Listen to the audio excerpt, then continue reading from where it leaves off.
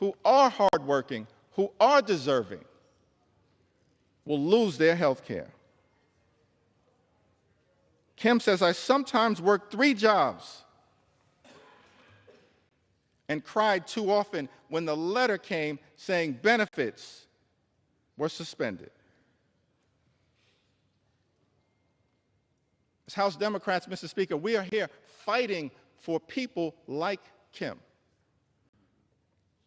and millions of others like her all across the United States of America who will lose urgently necessary, life-changing, and life-sustaining Medicaid benefits as a result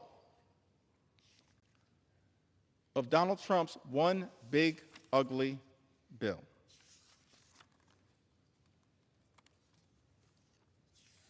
We hear from Maria, from Iowa, in the great heartland of this country. Maria writes to us, in 2021, I got seriously sick with COVID. I ended up in a coma for 12 days, spent 3.5 weeks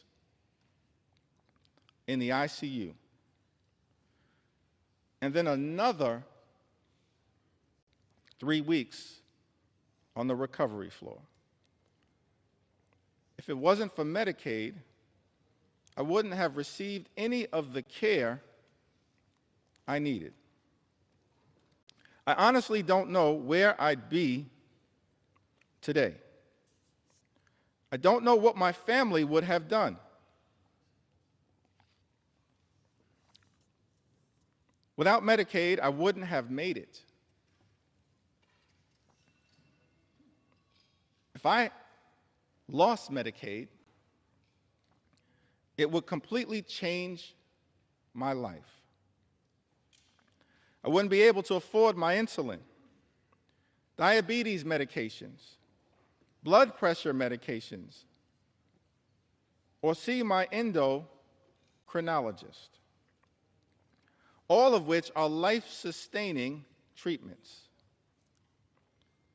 I also need to see my pulmonary specialist regularly. Without Medicaid, my health would deteriorate rapidly. That's a statement that applies to millions of Americans all across this great country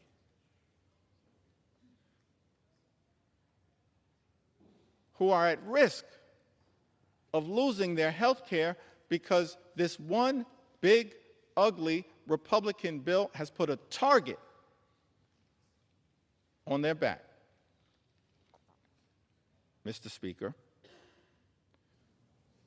without Medicaid, my health would deteriorate. Taking the time to share these stories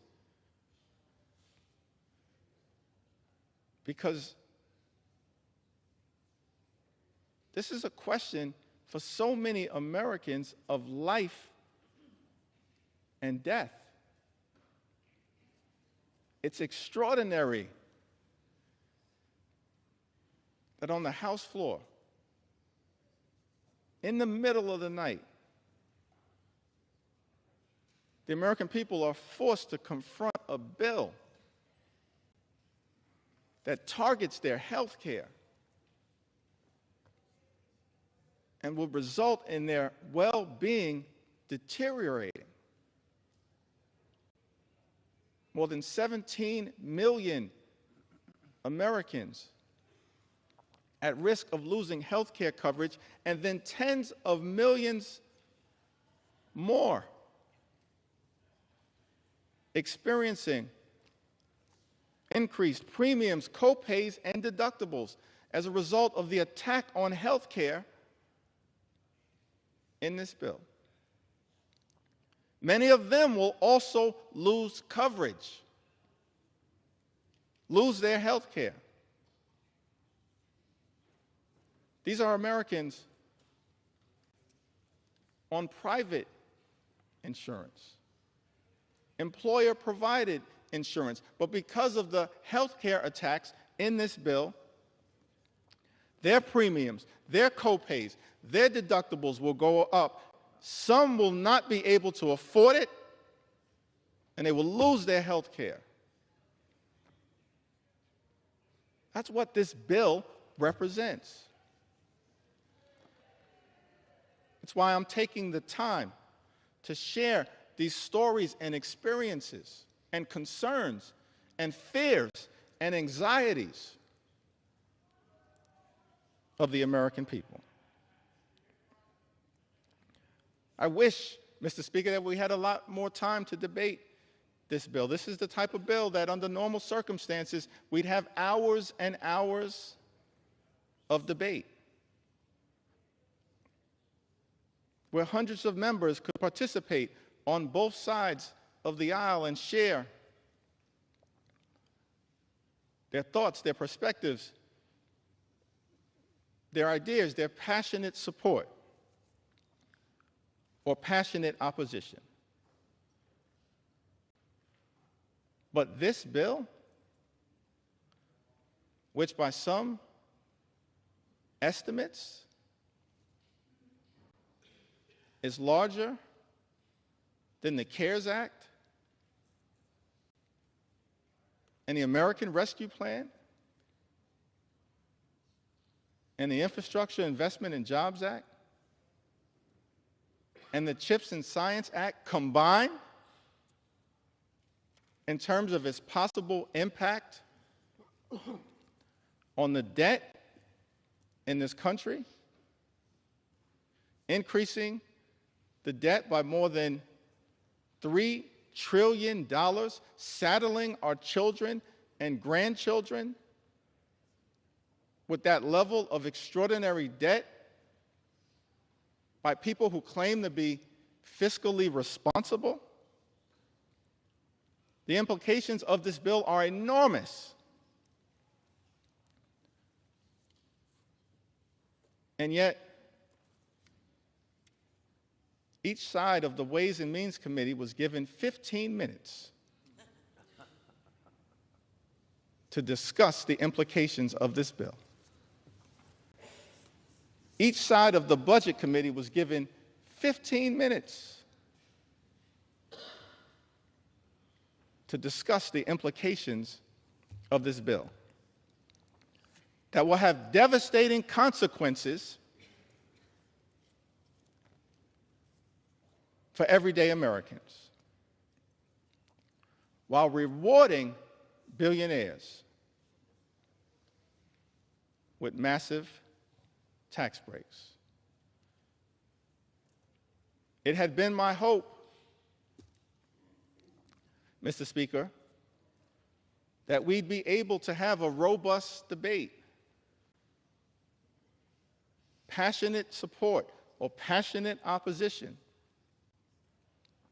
in connection with this bill, that hundreds of members on both sides of the aisle could participate in. Instead, we have a limited debate where the relevant committees of jurisdiction have been given 15 minutes each on a bill of such significant magnitude as it relates to the health, the safety, and the well-being of the American people. And because that debate was so limited, I feel the obligation, Mr. Speaker, to stand on this House floor and take my sweet time to tell the stories of the American people. And that's exactly what I intend to do. Take my sweet time on behalf of the American people, on behalf of their health care, on behalf of their Medicaid, on behalf of their nutritional assistance, on behalf of veterans, on behalf of farmers, on behalf of children, on behalf of seniors, on behalf of people with disabilities, on behalf of small businesses, on behalf of every single American. I'm on this House floor after 6 a.m., and I'm planning to take my sweet time.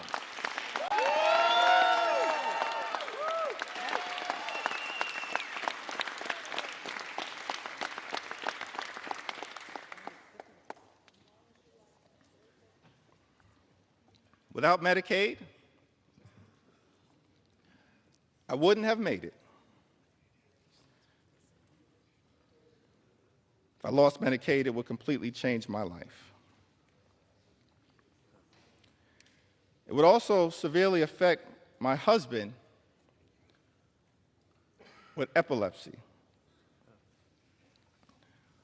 Without Medicaid, he wouldn't be able to afford his seizure medications,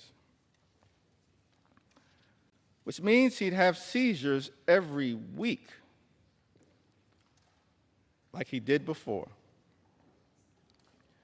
This would leave him unable to function or work. Before he had Medicaid, he'd have a seizure.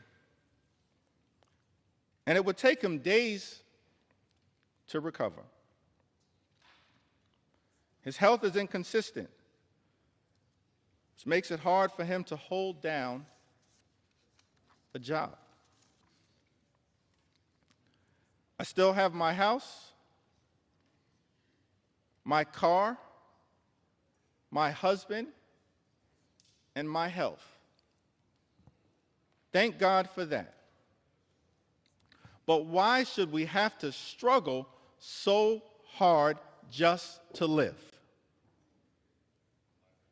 in a country with so much wealth? I'm considered one of the lucky ones,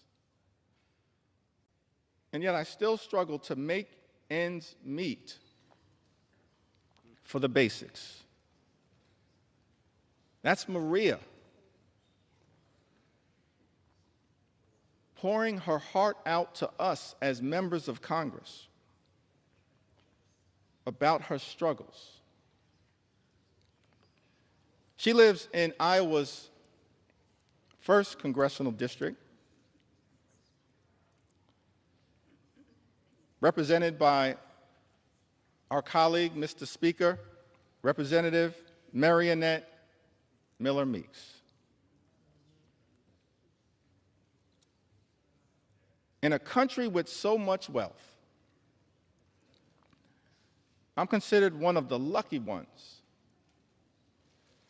and yet I still struggle to make ends meet for the basics. Maria makes this important point as we stand on the threshold of the 4th of July. Thomas Jefferson, having written those immortal words in the Declaration of Independence, we hold these truths to be self-evident, that all men are created equal. They are endowed by their Creator with certain... Gentlemen will suspend. Members are reminded to take their conversations off the floor. Close both sets of cloakroom doors, please. Gentleman's recognized. Thank you, Mr. Speaker.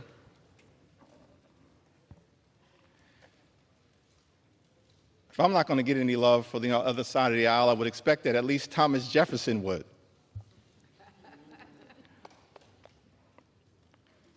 He wrote in a Declaration of Independence that among these are life, liberty, and the pursuit of happiness. What is the pursuit of happiness in the United States of America here in the year of our Lord, 2025? Imagine a country where every single American can afford to live the good life. Work hard, play by the rules, live the good life. That's the American dream. But our concern as Democrats is that in the wealthiest country in the history of the world, there are far too many people, like Maria from Iowa, who are unable to achieve that American dream, unable, despite working hard and playing by the rules, to live the good life, good paying job, good housing, good health care, good education for your children, and a good retirement. That should not be too much to ask for here in the United States of America. But instead of working to bring that American dream to life for the greatest number of people all across the country, this one big ugly bill, Mr. Speaker, that our Republican colleagues are trying to jam down the throats of the American people, will undermine their quality of life.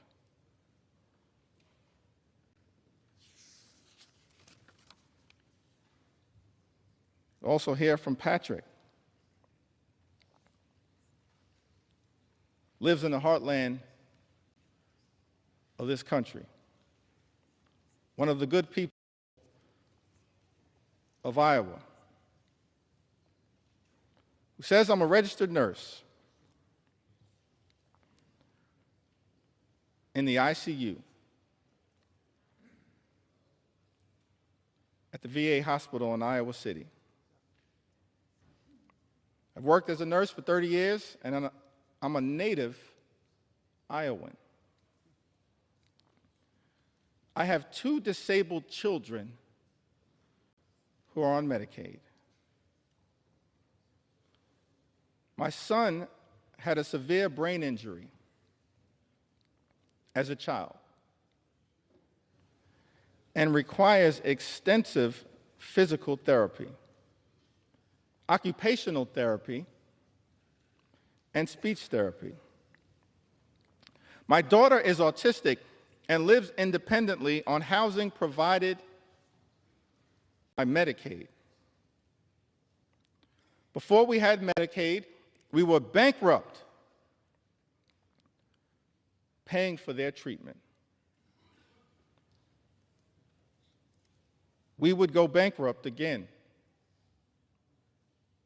if Medicaid is cut.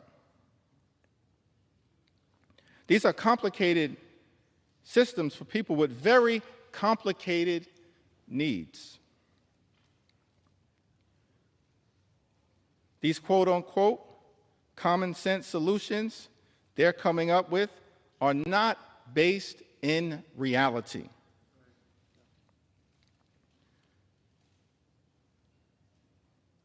People have tried these work requirements in the past, but even disabled or able-bodied people, we all have barriers. From childcare, transportation, monetary limitations. It's a foolish idea to think that this won't have a negative impact. They're just trying to remove people from the program, and it's cruel. Patrick, you are correct. Thank you for your service as a registered nurse at the VA hospital. And thank you for all that you are doing to love and cherish your 2 disabled children who are on Medicaid. And you're exactly right. what is contemplated in this one big ugly bill is wrong, it's dangerous, and it's cruel. And cruelty should not be either the objective or the outcome of legislation that we consider here in the United States House of Representatives. Mr. Speaker, cruelty should never be the objective or the outcome of legislation that we consider here in the House of Representatives. But it is cruel to take away Medicaid from the American people. And that is why, as House Democrats, we will continue to show up and speak up and stand up in defense of the health care of the American people. I'm thankful for all of my colleagues who are here, who throughout this process, a difficult process, have stood up over and over and over again on behalf of the health care of the American people. Thankful for my colleagues in leadership, Whip Catherine Clark and Chair Pete Aguilar, and all of the members of House Democratic leadership. Thankful for the leaders of every single committee who's been battling hard to push back against the cruelty that is in this one big ugly bill. Thankful for the leadership of Richie Neal. Thankful for the leadership of Frank Pallone. Thankful for the leadership of Brendan Boyle. Thankful for the leadership of Angie Craig. I'm thankful for the leadership, the principal leadership of every single member of the House Democratic Caucus. But above all else, I'm just thankful for the spirit, the heart, and soul of the American people who have risen up throughout this country to make it clear to all of us in this institution: keep your hands off our Medicaid.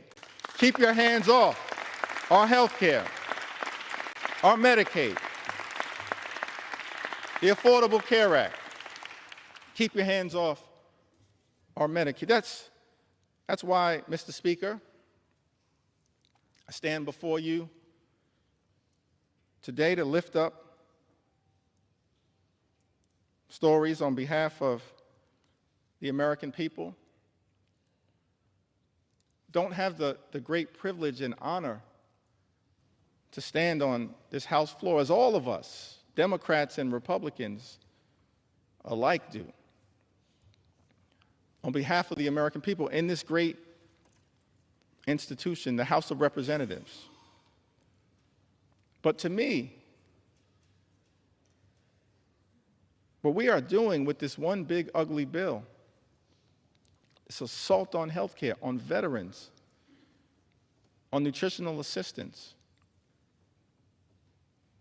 this assault on good paying, clean energy jobs, this assault on the high cost of living in the United States of America, all of it is inconsistent with the best of what this House of Representatives should be doing for such a time as this.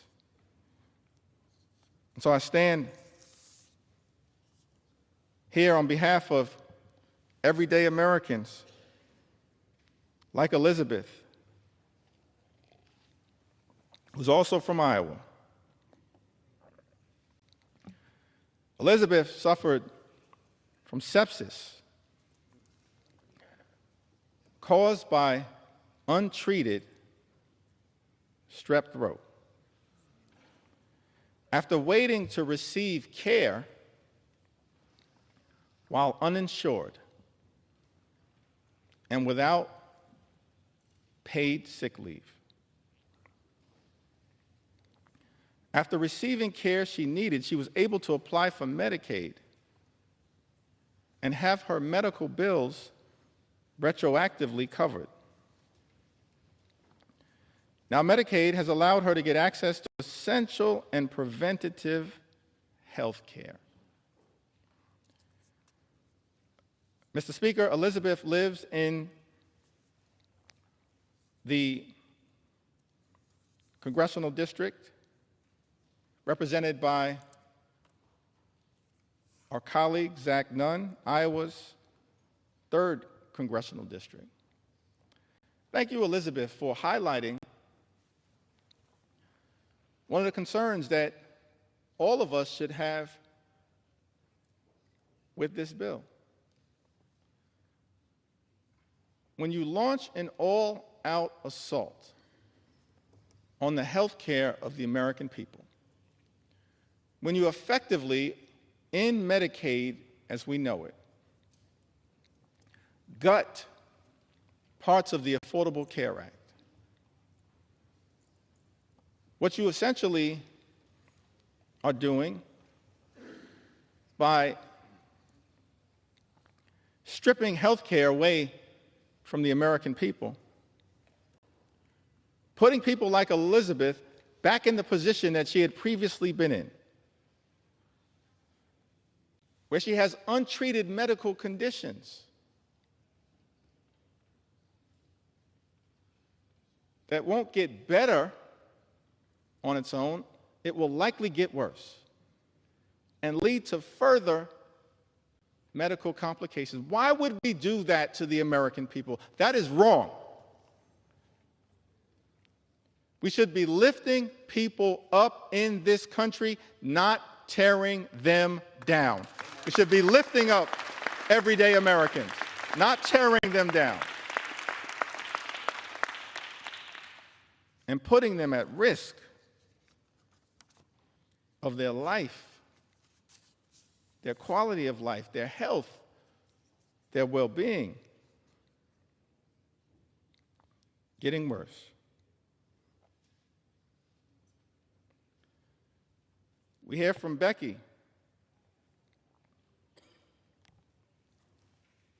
from the great state of Louisiana. By the way, Louisiana is a state with some of the highest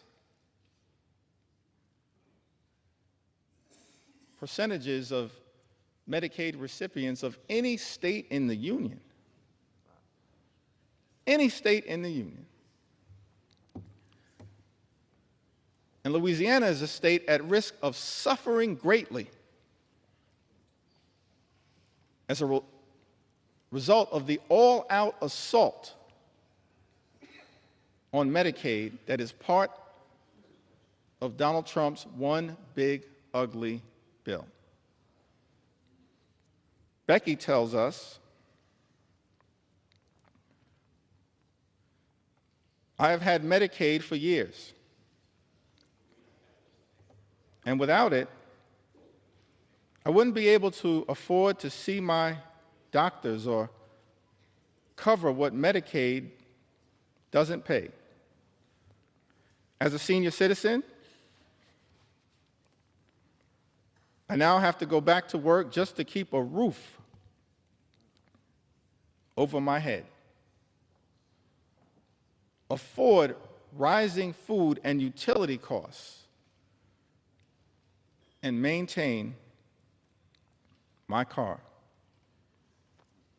Meanwhile, the government keeps taking more and more out of my Social Security benefits. Money I already paid taxes on while working. Feels like the middle class no longer exists. You're either rich or poor.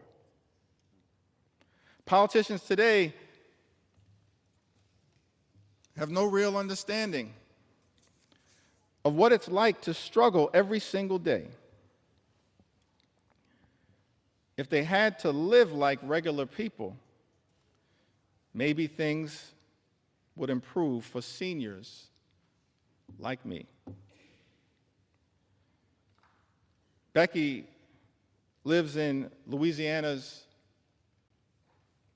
3rd Congressional District, a district represented by our colleague, Mr. Speaker, Representative Clay Higgins.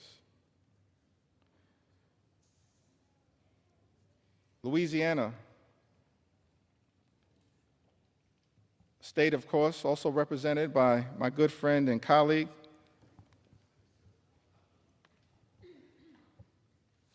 Congressman Troy Carter, who I see is here with us in the chamber also, Cleo Fields, another good friend and colleague. Louisiana, a state that stands to suffer mightily as a result of this all-out assault on Medicaid.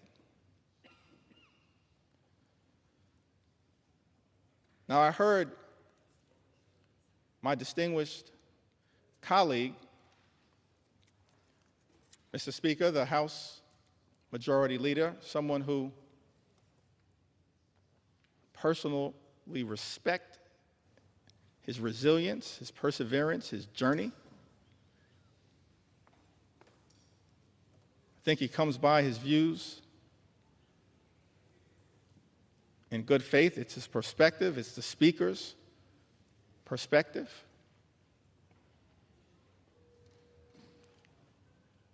But many of our colleagues on the other side of the aisle have made the representation that as House Democrats,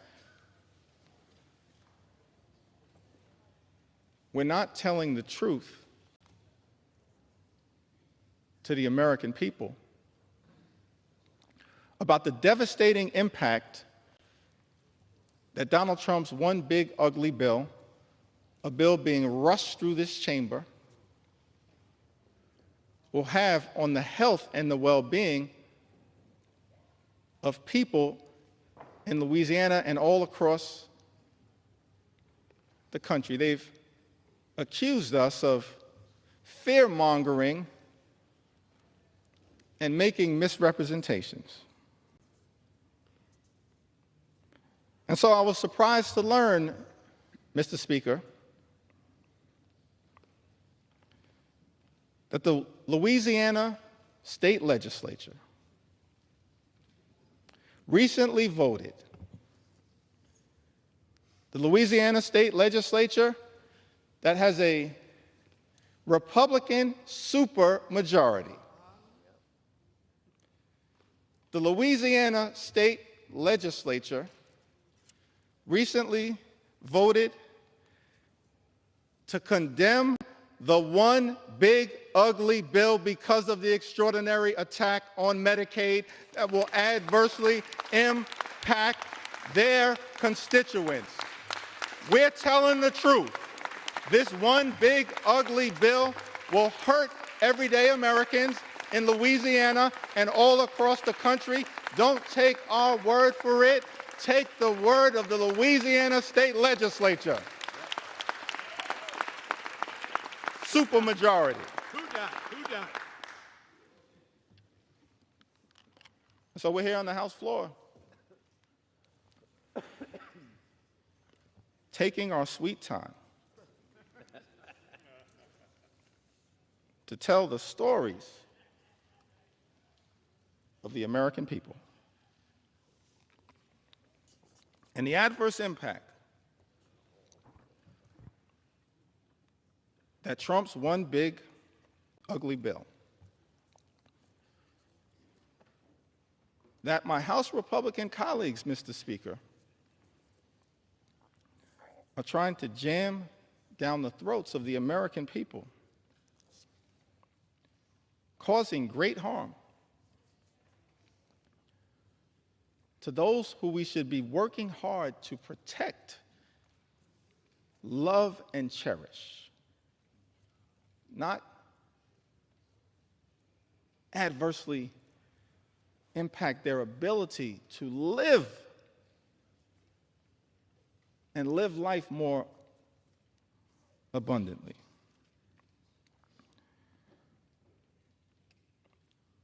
Tamara, who lives in Louisiana's 4th congressional district,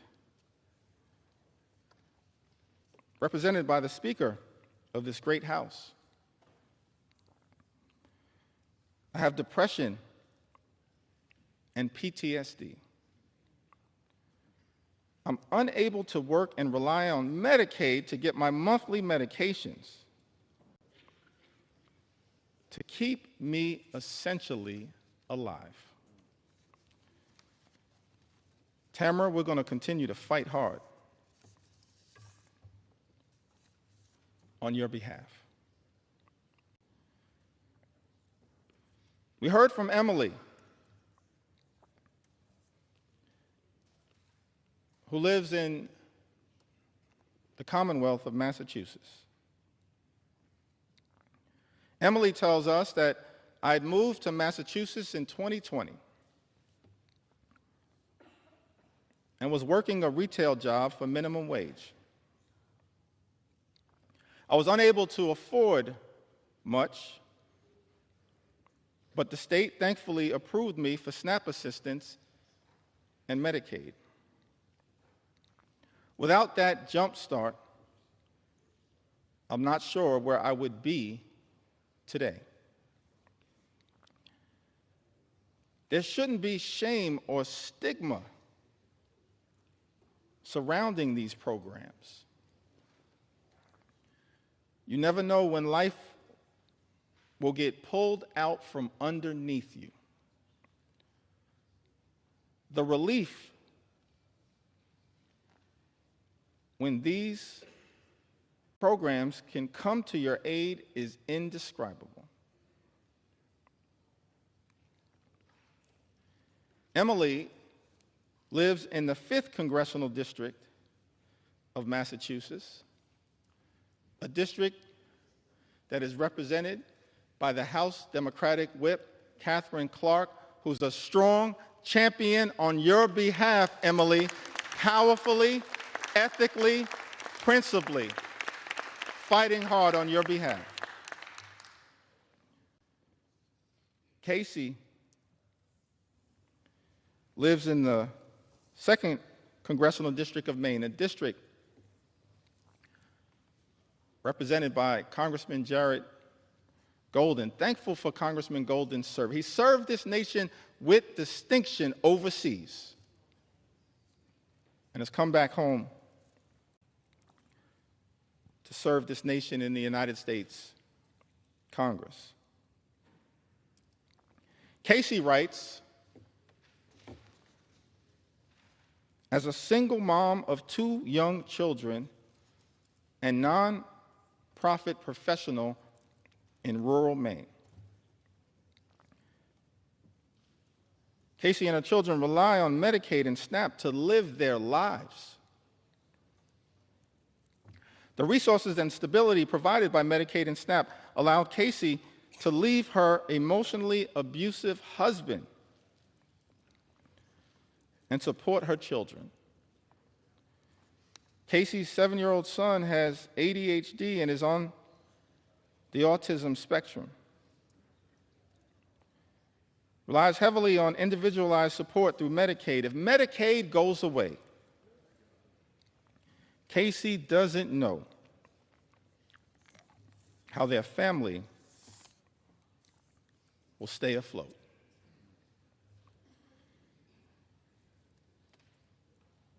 The American people pouring into us, Democrats and Republicans, in the United States House of Representatives, the People's House, pouring into us with all of their heart, all of their soul, all of their authenticity, pleading that that this Congress would find it in our hearts to stand up for them and not stand up for billionaires, which is what this one big ugly bill is designed to accomplish. Sarah writes to us from Michigan's 4th Congressional District. My daughter has a heart condition, and the fact that she's on Medicaid is the only way that we can pay for her doctor visits and medications. I'm a widow, and money is very tight. So the fact that I'm on Medicaid, too, is the only way that I can pay for my own visits and meds. The loss of Medicaid for us would be absolutely devastating. Mr. Speaker, Sarah lives in Michigan's 4th Congressional District, a district currently represented by our colleague, Congressman Bill Huizenga. The loss of Medicaid for us would be absolutely devastating. That's the consequence of the GOP tax scam, this disgusting abomination, this reckless Republican budget. Mr. Speaker, that Republicans were trying to jam down the throats of the American people during the dead of night. It's extraordinary. No legislation that we consider in the House of Representatives should be devastating for everyday Americans, either in its objective or in its outcome. But as Democrats, we stand here in strong opposition to this one big ugly bill because of the devastating consequences that will result to everyday Americans all across this great country. Lucy writes to us from the heartland, from the great state of Michigan as well. My brother is a developmentally disabled senior who lives in a group home. Until the age of 59, he was cared for by our mother. He cannot live on his own and has numerous health issues. He depends on Medicaid. Without Medicaid, his brothers and sisters could not support his medical care. We're hearing from families all across the country mothers and fathers, brothers and sisters, sons and daughters, husbands and wives, pleading with this Congress, pleading with House Republicans to stand up for their loved ones who are on Medicaid, who are at risk of having their health care run over and their lives ruined by the consequences of Donald Trump's one big ugly bill. Lucy lives in Michigan's 7th congressional district, a district currently represented, Mr. Speaker, by our colleague, Representative Tom Barrett. We've also heard from Sharon, who lives in Michigan. My daughter is a young woman who was born with cerebral palsy, mild cognitive impairments, and autism. She depends on Medicaid services for her health.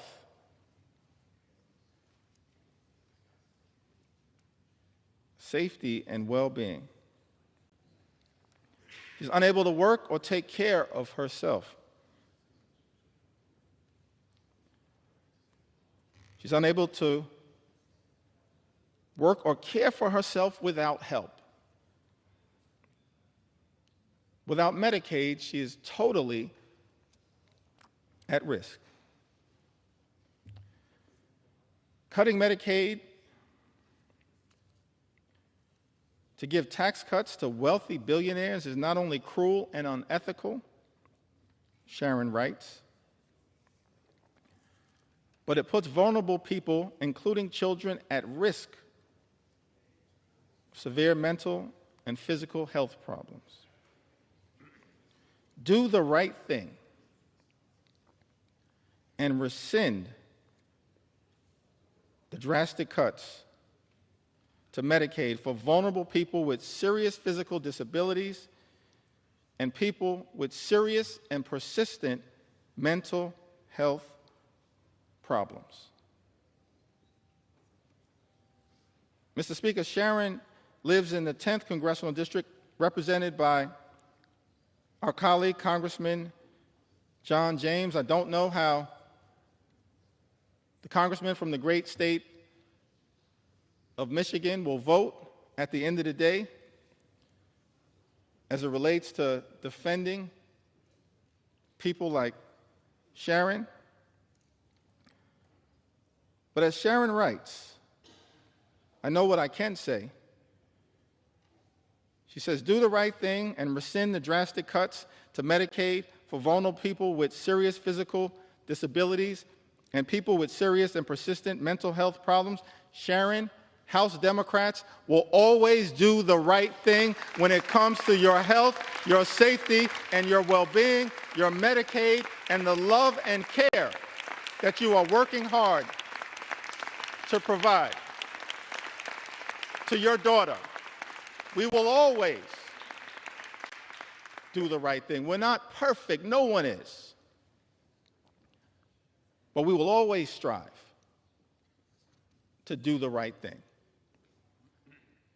on your behalf.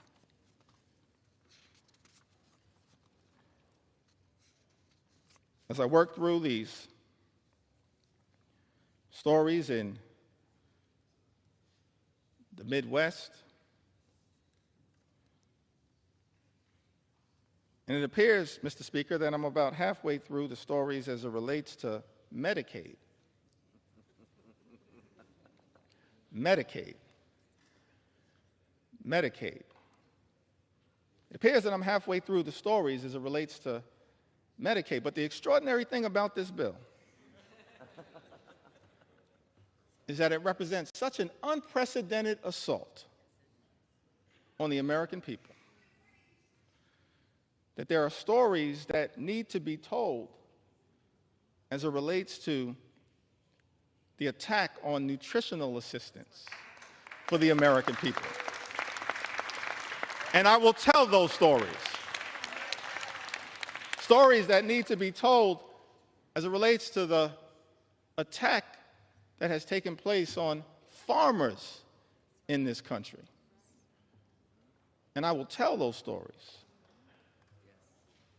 Stories that need to be told as it relates to the attack on small businesses in this country.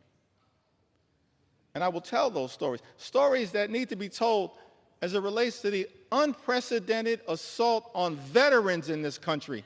How dare this administration attack veterans who have served this country?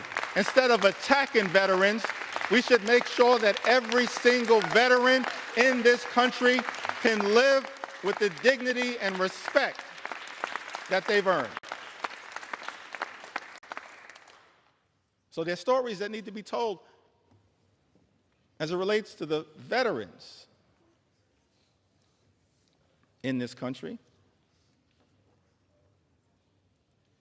And there are stories that need to be told as it relates to law-abiding immigrant families. We have to secure our border. We believe that we have a broken immigration system that should be fixed in a comprehensive and bipartisan way.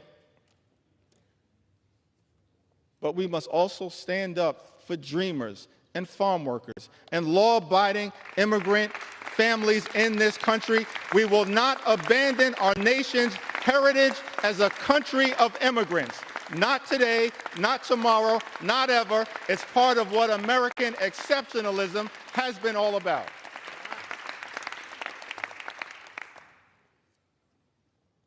That need to be told. William writes to us from the great state of Minnesota. So thankful for our colleagues from the Minnesota delegation fighting hard on behalf of that great state. I'm a 57-year-old man living in central Minnesota. I am a type 1 insulin-dependent diabetic,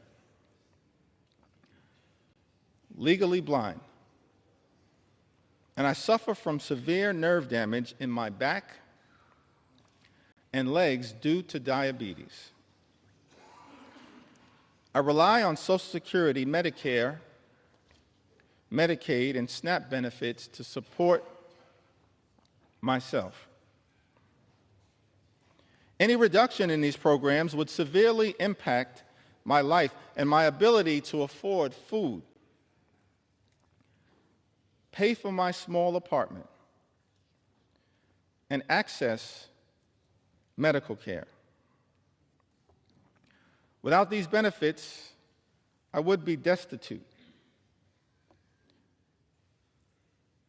William lives in Minnesota's 6th congressional district. Mr. Speaker, a district represented by our colleague, Congressman Tom Emmer. Say to William, I don't know what the majority whip will ultimately decide to do as it relates to this one big ugly bill. But we're going to stand up for the things that clearly matter to you. We're going to stand up for Social Security, stand up for your Medicare, stand up for Medicaid, stand up for your SNAP benefits, and stand up for you. I'd also note, parenthetically, it's not rhetorical that we are claiming to stand up for people like William, a 57-year-old man living in central Minnesota. He notes two things that are of interest to me. He says that I'm a type 1 insulin-dependent diabetic.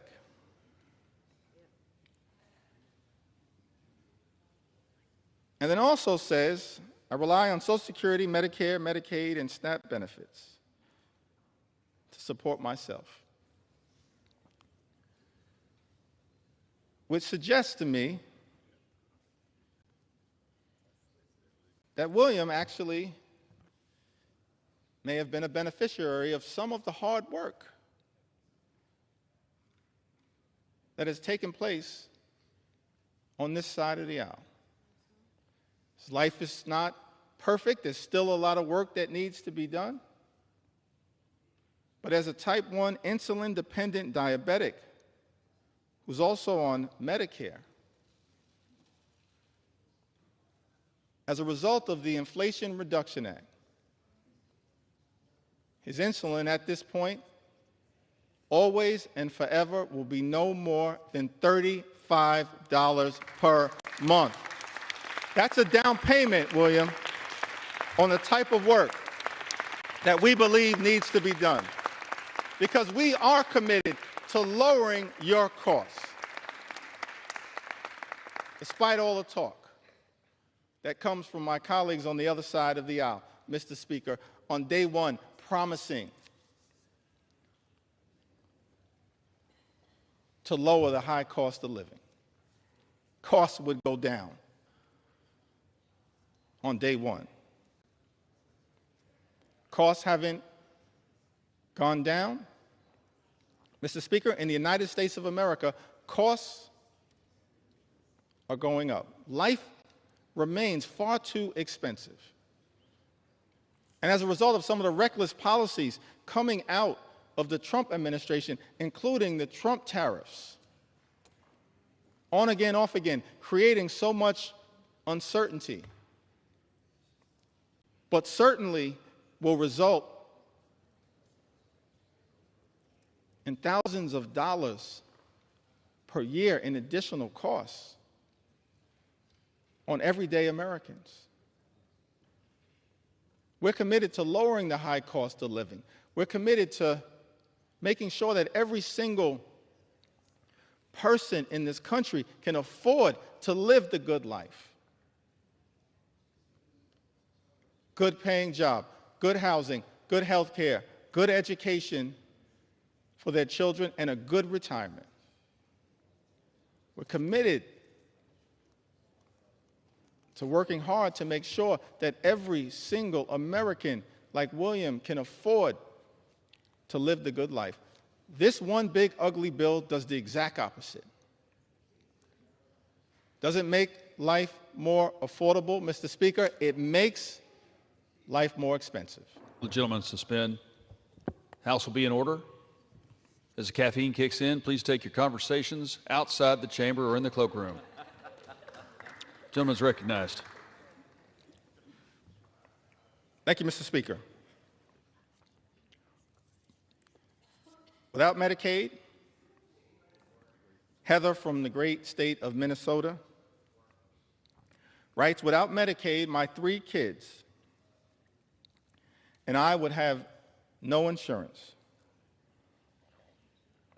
I couldn't afford my epilepsy and schizophrenia medications. My kids wouldn't have access to health care, including ER visits, physicals, vaccinations, and dental cleanings. Heather lives in Minnesota's 8th congressional district, represented by our colleague, Mr. Speaker, Congressman Peter Stauber. Lynn writes to us from Missouri, the Show Me State, a state ably represented by Representative Emanuel Cleaver and Representative Wesley Bell. Lynn writes to us, says that I'm a widow near 70 with very little family left and have been diagnosed with breast cancer. I have an adult son, severely disabled. He already has lost transportation services due to low Medicaid funding. And if Medicaid is cut, it will be disastrous for my situation. Lynn knows that This one big ugly bill puts a target on the back of Medicaid. One of the senators from the great state of Missouri, Senator Josh Hawley, spent months warning about the damage that Donald Trump's one big ugly bill would do to the people of Missouri as a result of the all-out assault on Medicaid, and then turned around and voted to cut Medicaid from his constituents. So shocking, it's so disappointing.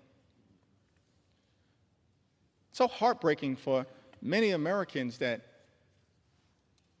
a lot of people in the House of Representatives, Mr. Speaker, a lot of people in the Senate have talked a good game about Medicaid, but then turned around and done nothing to protect it. That's shameful. It disgusts me, because I want to believe in the good faith of every member to look out for the people that they are privileged to serve. Donald Trump's one big ugly bill, an all-out assault on health care, an all-out assault on Medicaid, the largest cut to Medicaid in American history. This legislation will end Medicaid as we know it. Millions of people will lose their health care. Hospitals will close, including in rural America. People will lose their nursing homes. 1 in 4 nursing homes may close as a result of this dangerous and extreme Republican budget.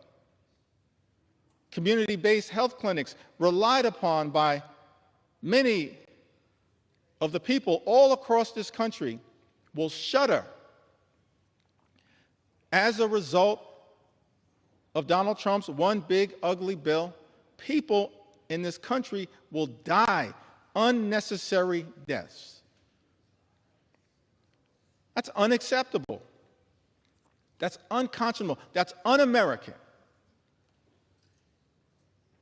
And that is why, as House Democrats, we stand on this floor aggressively pushing back on the everyday Americans on their behalf, pushing back on their behalf, because they will be so absolutely devastated if this bill were to pass in the House of Representatives. Donald Trump's one big ugly bill hurts everyday Americans and rewards billionaires with massive tax day Americans and rewards billionaires with massive tax breaks. Why is it that every time, Mr. Speaker, Republicans have the opportunity to govern in a partisan way, you immediately race, Republicans immediately race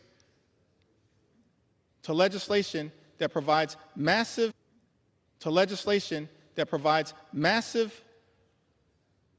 tax breaks for the wealthy, the well-off, and the well-connected in this country. We've seen this happen all over time. During the presidency of Ronald Reagan, massive tax cuts for the wealthy, the well-off, and the well-connected, adding to our nation's debt and deficit. During the presidency of George W. Bush in 2001 and 2003, yet again, massive tax cuts for the wealthy, the well-off, and the well-connected. In fact, the Republican president at that time, in 2001, inherited a budget surplus from President Bill Clinton and immediately turned around and took that budget surplus and turned it into a deficit, exploded the debt. Don't ever lecture us about fiscal responsibility. Not now, not ever.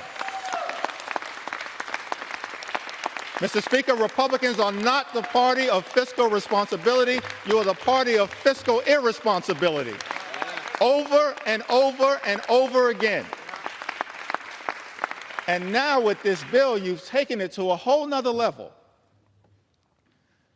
Because in addition to exploding the debt by more than $3 trillion,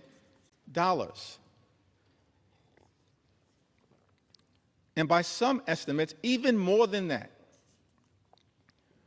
saddling our children and our grandchildren with trillions of dollars in additional debt. Why? It appears to subsidize the lifestyles of the rich and shameless. That's extraordinary to me. But shouldn't be surprising because it's exactly what we saw during the first 4 years of the Trump administration, where the signature legislative accomplishment was the 2017 GOP tax scam, where by some estimates, 83% of the benefits would go to the wealthiest 1% in this country. Saddling at the time our children and grandchildren with more than $2 trillion in additional debt. And yet, Mr. Speaker, many of our Republican colleagues want to lecture America about fiscal responsibility. And then have the nerve to come to the House floor and try to jam a bill down the throats of the American people with a debate that began at 3:28 a.m. in the morning that would saddle them with more than $3 trillion in additional debt to provide massive tax breaks to billionaires in this country, and then pay for some of it by going after working class Americans, everyday Americans, hardworking American taxpayers, middle class Americans, children and veterans and seniors and people with disabilities. Mr. Speaker, Trump's one big ugly bill is obscene in that regard. Seems to me that all of us have a responsibility as leaders to try to make life better for the American people. That's what leaders have done, particularly those who have served in the White House,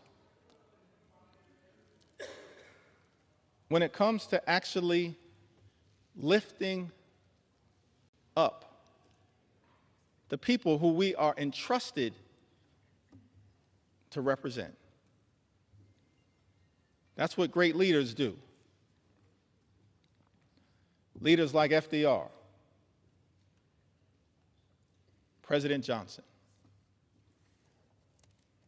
President Obama, and so many others. That's what the track record says. American people in this country, they deserve real leadership. What we've seen from complete Republican rule in Washington, D.C., Mr. Speaker, it's not leadership that lifts up the American people. It's leadership that is tearing them down and tearing us apart. The first 6 months of this administration have been characterized by chaos, cruelty, and corruption. That's not real leadership. We know what real leadership looks like in the United States of America. Real leadership shows courage. Real leadership shows compassion. Real leadership shows commitment.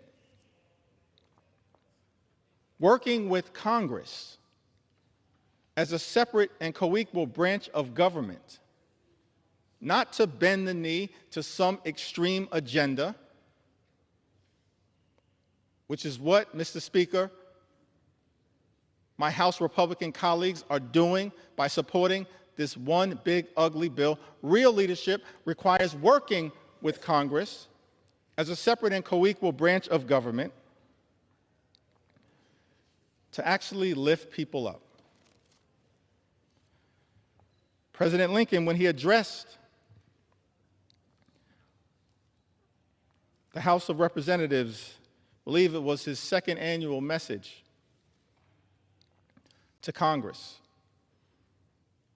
on December 1st in 1862, in the middle of the Civil War, an existential crisis that we were facing in the United States of America. He showed real leadership when he summoned this Congress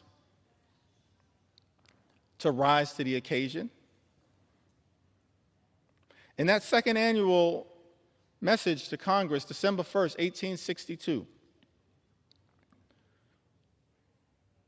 President Lincoln said, "Fellow citizens, we cannot escape history. We of this Congress and this administration will be remembered in spite of ourselves. No personal significance or insignificance can spare one or another of us. The fiery trial through which we pass will light us down in honor or dishonor to the latest generation. We say we are for the Union. The world will not forget that we say this. We know how to save the Union. The world knows we do know how to save it. Even we here, hold the power and bear the responsibility. In giving freedom to the slave, we assure freedom to the free. Honorable alike in what we give and what we preserve. We shall nobly save or meanly lose the last best hope of earth. That's America. Even to this day, the last best hope on earth. Extraordinary that Abraham Lincoln, in America's infancy, understood the importance of this country, not just for its citizens,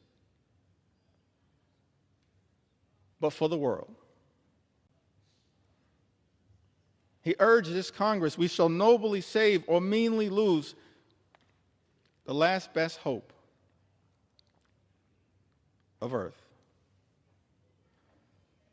Other means may succeed, this could not fail.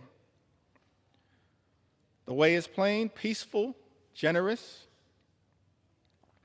just.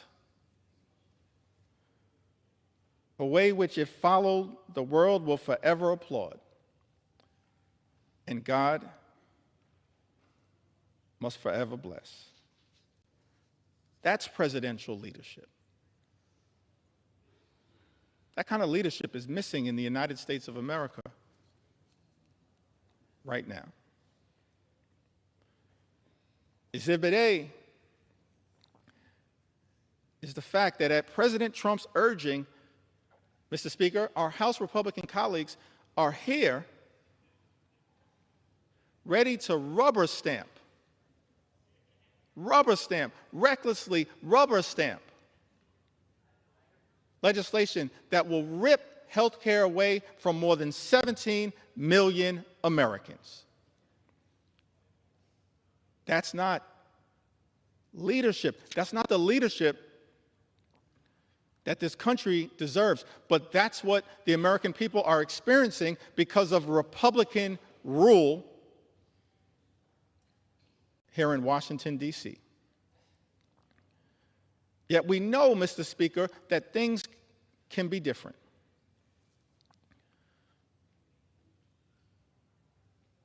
At the very beginning of the preamble of the United States Constitution, those words are written, we, the people, in order to form a more perfect union. I like that. We, the people, in order to form a more perfect union. That's a recognition of the aspirational objective that all of us should have as part of our sacred charge to make life better for the American people, while also acknowledging that at its birth and even to this day, America is not a perfect country. But the gift that we've been given is that sacred charge to strive for a more perfect union, to look out for every single American as best we can. Now, we've seen that kind of leadership across the years, across the decades, across the centuries, particularly as it relates to the social safety net. It's a social safety net that's under extreme assault right now. Donald Trump's one big, ugly bill represents an unprecedented assault on America's social safety net. An unprecedented assault on hardworking American taxpayers. It's the exact opposite of the type of leadership that we've seen in this country that is designed to march us toward a more perfect union. It's one of the reasons why we can't forget American history. We need to learn from and lift up American history. all types of history, and I'll address that issue later, but let me also parenthetically pause and make it clear, Black history is American history. We will never let anyone erase it. We need to learn from it, not erase it. And we will never let that happen. Our history teaches us that what leadership actually does is set us on a course toward a more perfect union. And leaders have recognized that part of doing that is to make sure we are there for everyday Americans who would otherwise find themselves in an incredibly vulnerable situation. President Franklin D. Roosevelt, reflecting upon Social Security, which he championed, uttered these words: long before the economic blight of the Depression descended on the nation, millions of our people were living in wastelands of want and fear. Men and women too old and infirm to work either depended on those who had but little to share, or spent their remaining years within the walls of a poorhouse. Fatherless children early learned the meaning of being a burden to relatives or to the community. Men and women still strong, still young, but discarded as gainful workers, were drained of self-confidence and self-respect. The millions of today want and have a right to the same security their forefathers sought. The assurance that with the health and the willingness to work, they will find a place for themselves in the social and economic system of the time. Because it has become increasingly difficult for individuals to build their own security single-handed, government must now step in and help them lay the foundation stones. Just as government in the past has helped lay the foundation of business and industry. We must face the fact that in this country we have a rich man's security and a poor man's security, and that the government owes equal obligations to both. National security is not a half and half manner, it's all or none. President Roosevelt further went on to say that the Social Security Act offers to all our citizens a workable and working method of meeting urgent present needs and of forestalling future need. It utilizes the familiar machinery of our federal state government to promote the common welfare and the economic stability of the nation. The Act does not offer anyone, either individually or collectively, an easy life, nor was it ever intended so to do. None of the sums of money paid out to individuals in assistance or in insurance will spell anything approaching abundance. But they will furnish that minimum necessity to keep a foothold. And that is the kind of protection Americans want. truer words could never have been spoken. That is the type of protection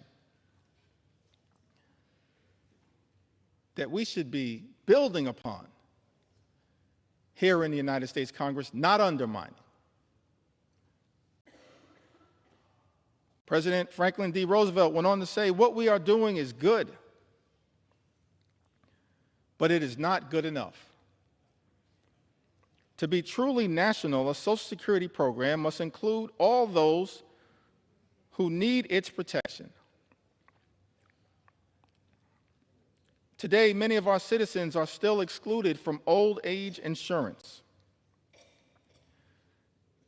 and unemployment compensation because of the nature of their employment. This must be set aright, and it will be. FDR continues to say to the American people, "I am hopeful that on the basis of studies and investigations now underway, the Congress will improve and extend the law. I'm also confident that each year will bring further development in federal and state Social Security legislation. And that is as it should be." One word of warning, however, in our efforts to provide security for all of the American people, let us not allow ourselves to be misled by those who advocate shortcuts to utopia of fantastic financial schemes. We have come a long way, but we still have a long way to go. There is still today a frontier that remains unconquered, in America unclaimed.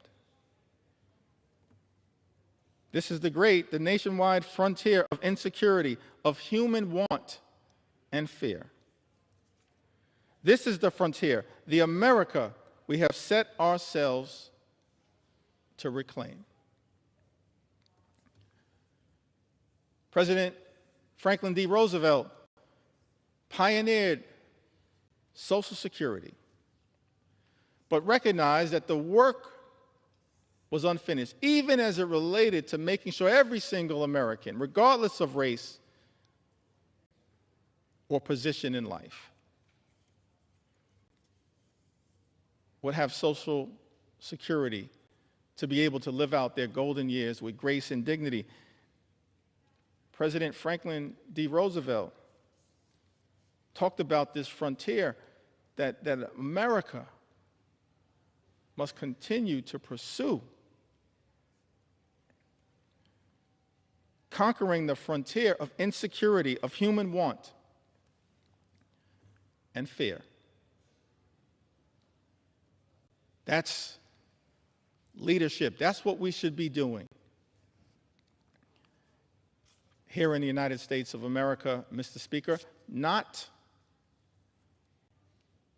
enacting devastating cuts to health care that will hurt millions of everyday Americans.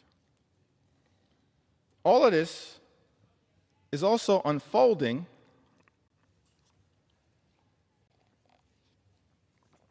in an environment where Social Security is now under attack. That's extraordinary to me. Social Security is a sacred promise, a sacred trust between the American people and its stewards, her stewards in government. So I'm so thankful for leadership as it relates to Social Security from people like Congressman John Larson, who recognizes that our goals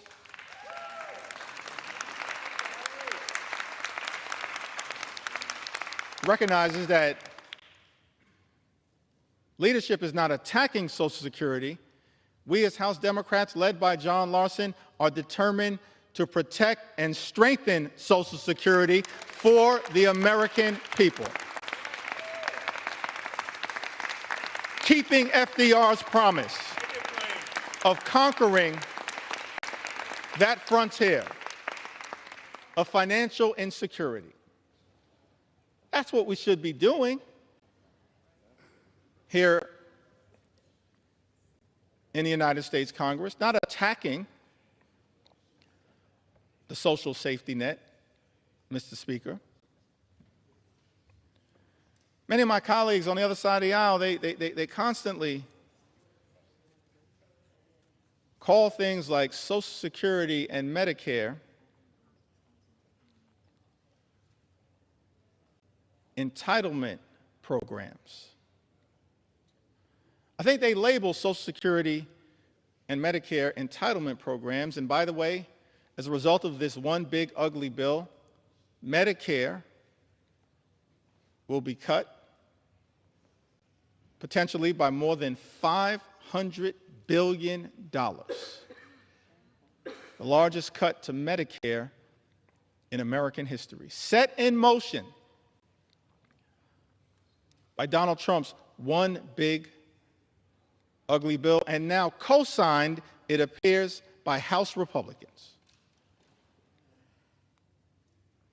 Mr. Speaker, House Republicans who've also co-signed this extraordinary assault on Social Security, closing offices, cutting off access to phone service, making it harder for seniors to access their hard-earned benefits. Social Security is not an entitlement program. Medicare is not an entitlement program, Mr. Speaker. I learned this very early on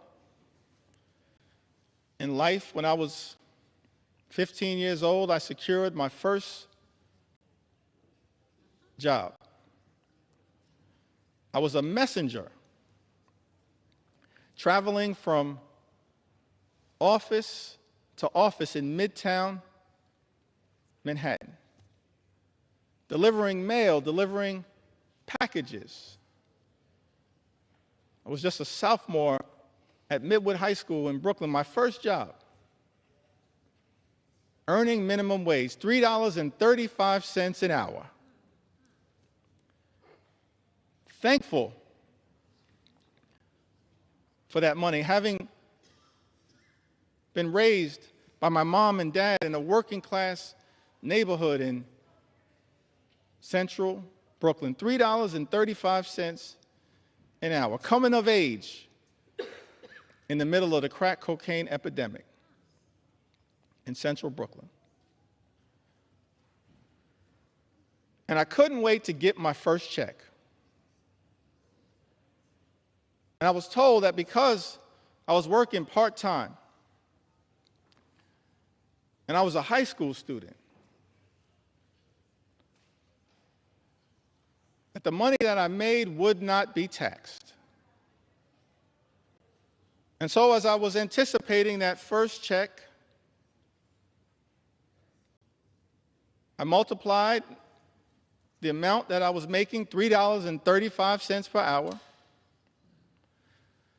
by the number of hours that I expected to work during that pay period. I calculated the total, and Mr. Speaker, that money was already spent. I couldn't wait to go to Albee Square Mall in Brooklyn and get some new sneakers so I could look fresh like Run DMC. Money was already spent, Mr. Speaker, because I was told that as a high school student working part-time, my first job, the money that I would make would not be taxed. And then I got my first check.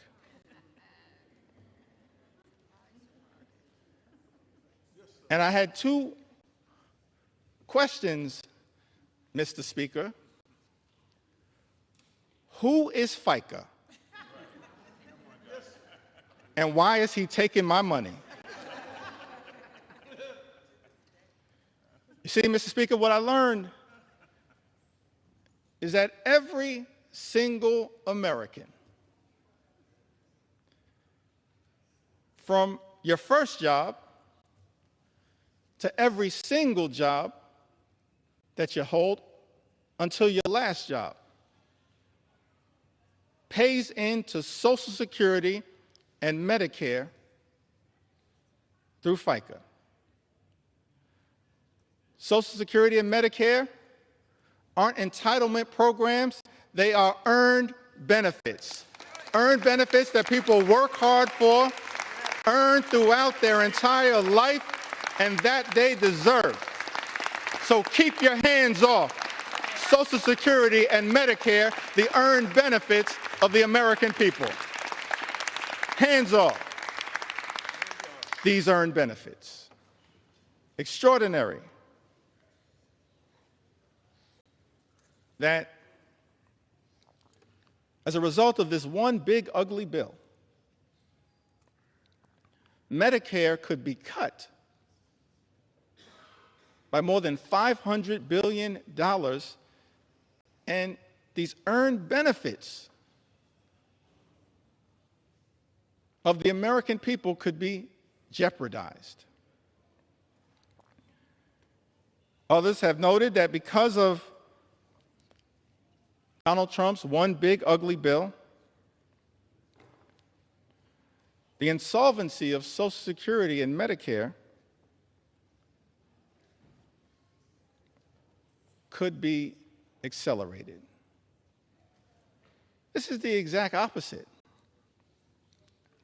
of that sacred charge that President Franklin D. Roosevelt articulated to the nation as he reflected upon the important first step that was taken with the establishment of Social Security. He's not the only one. This is a great country, an exceptional country. So many examples of what leadership actually looks like. Leadership that we are not seeing right now from the majority in the House of Representatives. Leadership that we did not see on the Republican side of the aisle in the United States Senate in passing this disgusting abomination, and certainly we're not seeing this level of leadership coming out of 1600 Pennsylvania Avenue. But I'm thankful that we have examples of leadership echoing throughout our history that we can reflect upon and be inspired by as we navigate our way through these challenging times. President Truman,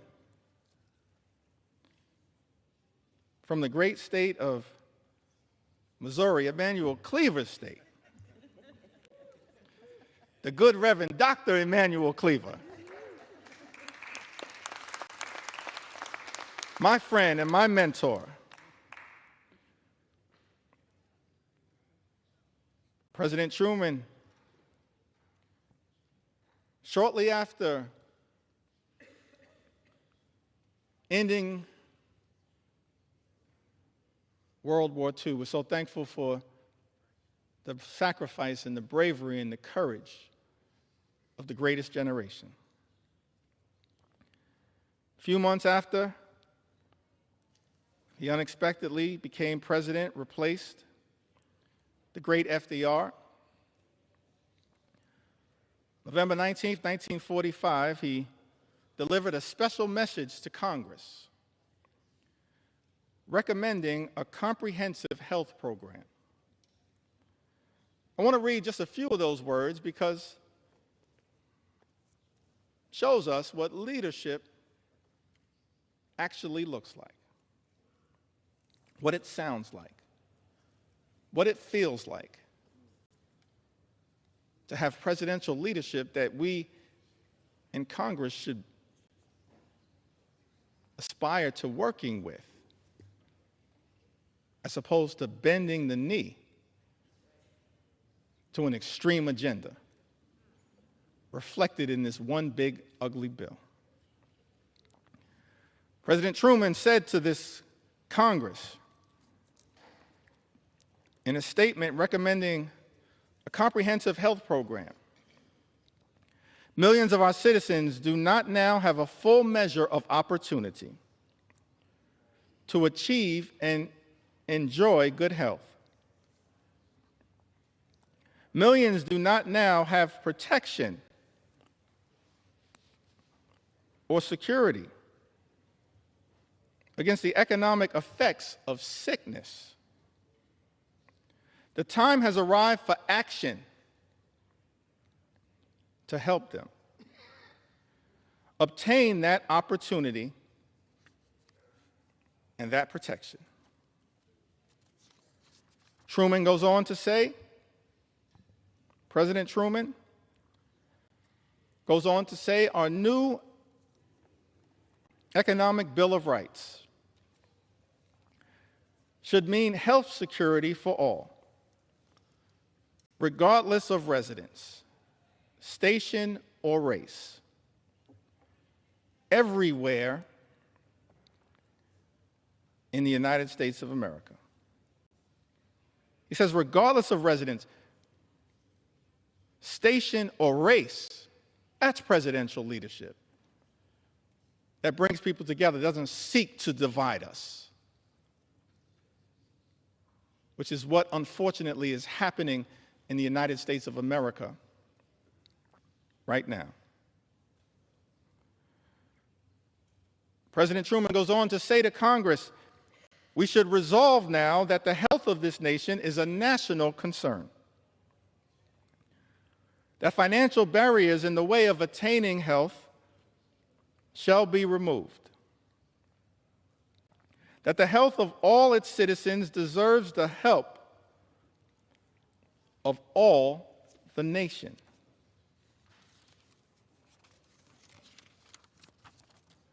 Truman goes on to articulate the challenges that exist in America as it relates to illnesses. He articulates several of them. Talks about the deficiencies in health care that existed across America. And the fact that in the aftermath of World War II, it was clear that so many people without coverage were medically infirm. And he made clear that's unacceptable in the United States of America. He articulated a forward-looking vision for universal health care, aspirational vision, a vision designed to lift the American people up, not rip health care away from them, which is what this one big, ugly bill will do, ripping health care away for more than 17 million Americans. That's shameful. It disgusts me that we're on the floor of the House of Representatives right now having to push back so aggressively against an all-out assault on the health care of the American people when we should be trying to lift them up in a manner consistent, Mr. Speaker, with what President Truman once charged this Congress with doing. And of course, he wasn't the only one. We're thankful for other leaders who worked with this Congress in prior years to actually advance the health, safety, and well-being of the American people. President Lyndon Baines Johnson, in connection with the Great Society, inspired in part by his own experiences growing up in the hill country of Texas, seeing rural poverty and the devastating impacts of it. Something that he was inspired to address, as opposed to this one big, ugly Republican bill that will result in rural hospitals closing in the United States of America. That's not the type of leadership that this country needs, that rural America needs. Thankful that we have examples of the type of leadership that hopefully, Mr. Speaker, we can aspire to achieving in this country. President Lyndon Baines Johnson, in connection with the signing of Medicare and Medicaid, spoke to the American people. He said, because the need for this action is plain, and it is so clear indeed that we marvel not simply at the passage of this bill, but what we marvel at is that it took so many years to pass it. And I am so glad that Amy Forand is here to see it finally passed and signed, one of the first authors. There are more than 18 million Americans over the age of 65. Most of them have low incomes. Most of them are threatened by illness and medical expenses that they cannot afford. And through this new law, Mr. President, every citizen will be able, in his productive years, when he is earning, to insure himself against the ravages of illness in his old age. President Johnson was referring to President Harry Truman, who was there at the signing ceremony, having recognized President Truman's vision. He says, and through this new law, Mr. President, every citizen will be able, in his productive years, when he is earning, to insure himself against the ravages of illness in his old age. That was the beauty of Medicare. You pay into it, it's an earned benefit. And you can reap the benefits in your golden years. President Johnson went on to say, this insurance will help pay for care in hospitals, in skilled nursing homes, or in the home. It's ironic. That's what presidential leadership looks like. LBJ says this insurance will help pay for care in hospitals, in skilled nursing homes, or in the home. And yet, Mr. Speaker, we're here 60 years later, and Republicans are trying to jam a budget down the throats of the American people that will close hospitals, close nursing homes, and detonate the ability of millions of people to access home care. That's shameful.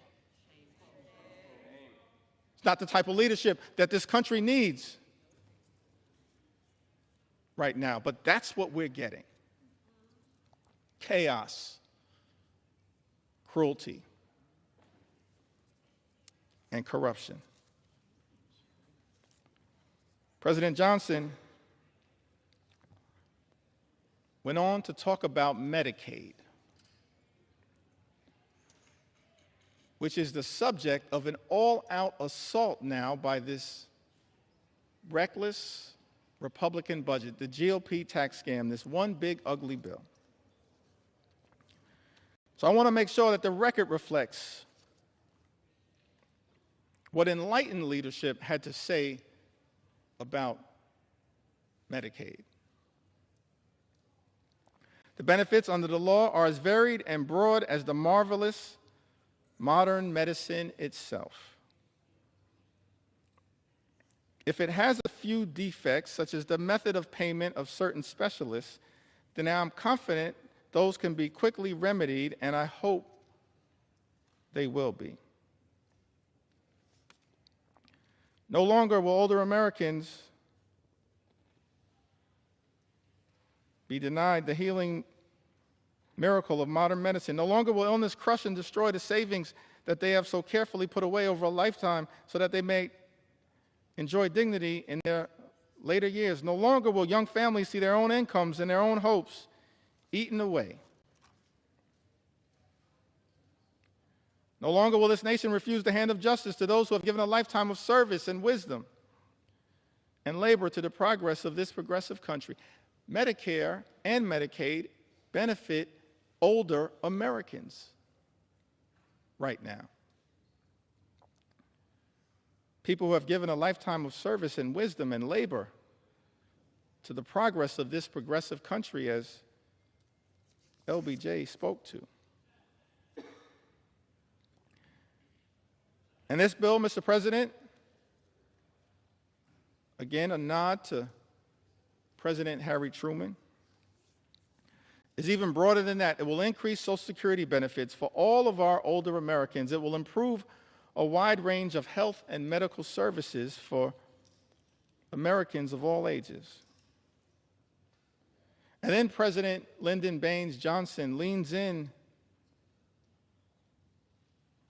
on the importance of Medicaid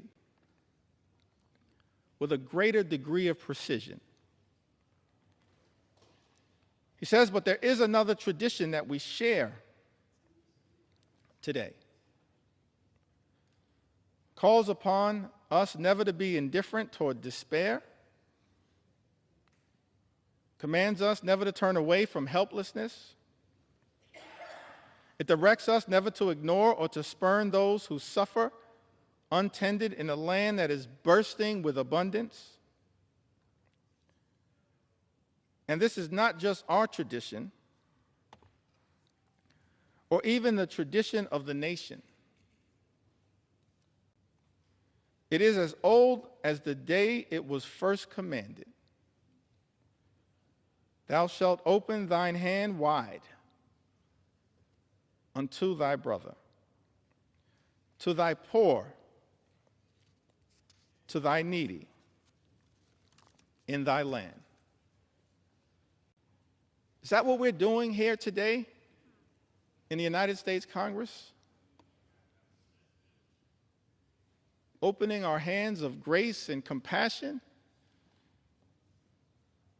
and responsibility to our fellow Americans, our fellow citizens? No, that's not what Donald Trump's one big ugly bill is all about. It's an assault on everyday Americans to reward billionaires with massive tax breaks. That's extraordinary. President Clinton, in the 1990s, talked about the Children's Health Insurance Program. Program designed to make sure that children in this country would have access to the medical care they needed to live a life of dignity and respect. And it's extraordinary to me, Mr. Speaker, that in Donald Trump's one big ugly bill, the eligibility for the Children's Health Insurance Program will also be diminished as part of an all-out assault on the health care of the American people. So I thought it not robbery in the time that I have that we lift up the original spirit of the Children's Health Insurance Program. President Clinton said to the nation, because we have acted, millions of children across this country will be able to get medicine and have their sight and hearing tested and see dentists and doctors for the first time. Millions of young Americans will be able to go on to college.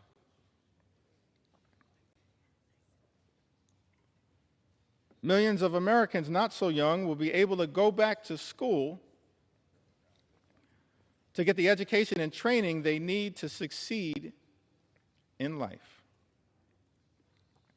Millions of families will have more to spend on their own children's needs and upbringing. This budget is an investment in their future and in America's. You see, budgets are moral documents. And in our view, Mr. Speaker, budgets should be designed to lift people up. This reckless Republican budget that we are debating right now on the floor of the House of Representatives tears people down. This reckless Republican budget is an immoral document. And everybody should vote no against it because of how it attacks children and seniors and everyday Americans and people with disabilities. This reckless Republican budget is an immoral document. And that is why I stand here on the floor of the House of Representatives with my colleagues in the House Democratic Caucus to stand up and push back against it with everything we have on behalf of the American people. In the spirit of John Lewis, show up, stand up, and speak up for what we know is right. It's an immoral document that we're debating right now on the House of Representatives. This budget also represents an attack on the Affordable Care Act. For some reason, Republicans have been obsessed, Mr. Speaker, with attacking the Affordable Care Act. Gave it a nickname, Obamacare. But the great Jim Clyburn flipped the script and said, yes, it's Obamacare because President Barack Obama cares about the American people, just like we do as House Democrats. That's not what is being reflected right now on the other side of the aisle. We care about the American people. We care about their health. We care about their safety. We care about their well-being. And so I'm proud to stand here on the floor saying, yeah, we're going to continue to defend Obamacare until the very end, no matter what it takes. So President Obama spoke to this Congress as well. We talked about presidential leadership. We've seen it year after year. decade after decade, century after century. President Lincoln, President Roosevelt, President Truman, President Johnson, President Clinton, President Obama lifting up the American people. On the health care issue. So I think it's important that these words as well continue to echo out throughout America. President Obama said that there's still tremendous hardship all across the country. But there is a sense that we are making progress because of you. But even before this crisis, he of course speaks about the Great Recession. Even before this crisis, each and every one of us knew that there were millions of Americans across America, millions of people across America who are living their own quiet crises. Maybe because they had a child who had a pre-existing condition. And no matter how desperate they were, no matter what insurance company they called, they couldn't get coverage for that child. Maybe it was somebody who had been forced into early retirement in their 50s, not yet eligible for Medicare. And they couldn't find a job. And they couldn't find health insurance. Despite the fact that they had some sort of chronic condition that had to be tended to. And now we're on the threshold of doing something about it, he said to the United States Congress, Speaker Nancy Pelosi and others who were great partners in this effort. He said, and now we're on the threshold of doing something about it. We're a day away. This is aspirational leadership. After a year of debate, after every argument has been made by just about everybody, we're 24 hours away. But it may also be possible, referring to his critics that existed at the time, who sat on the other side of the aisle. He said, but it may also be possible that they realize after health reform passes and I sign that legislation into law, that it's going to be a little harder to mischaracterize what this effort has been all about. Because this year, small businesses will start getting tax credits so that they can offer health insurance to employees who currently don't have it. Because this year, those same parents who are worried about getting coverage for their children with pre-existing conditions now are assured that insurance companies have to give them coverage this year. Because this year, insurance companies won't suddenly be able to drop your coverage when you get sick, or impose lifetime limits or restrictive limits on the coverage that you have. President Obama went on to say, maybe they know that this year, for the first time, young people will be able to stay on their parents' health insurance until they're 26 years old. The Affordable Care Act was a tremendous step in the right direction. It's aspirational leadership.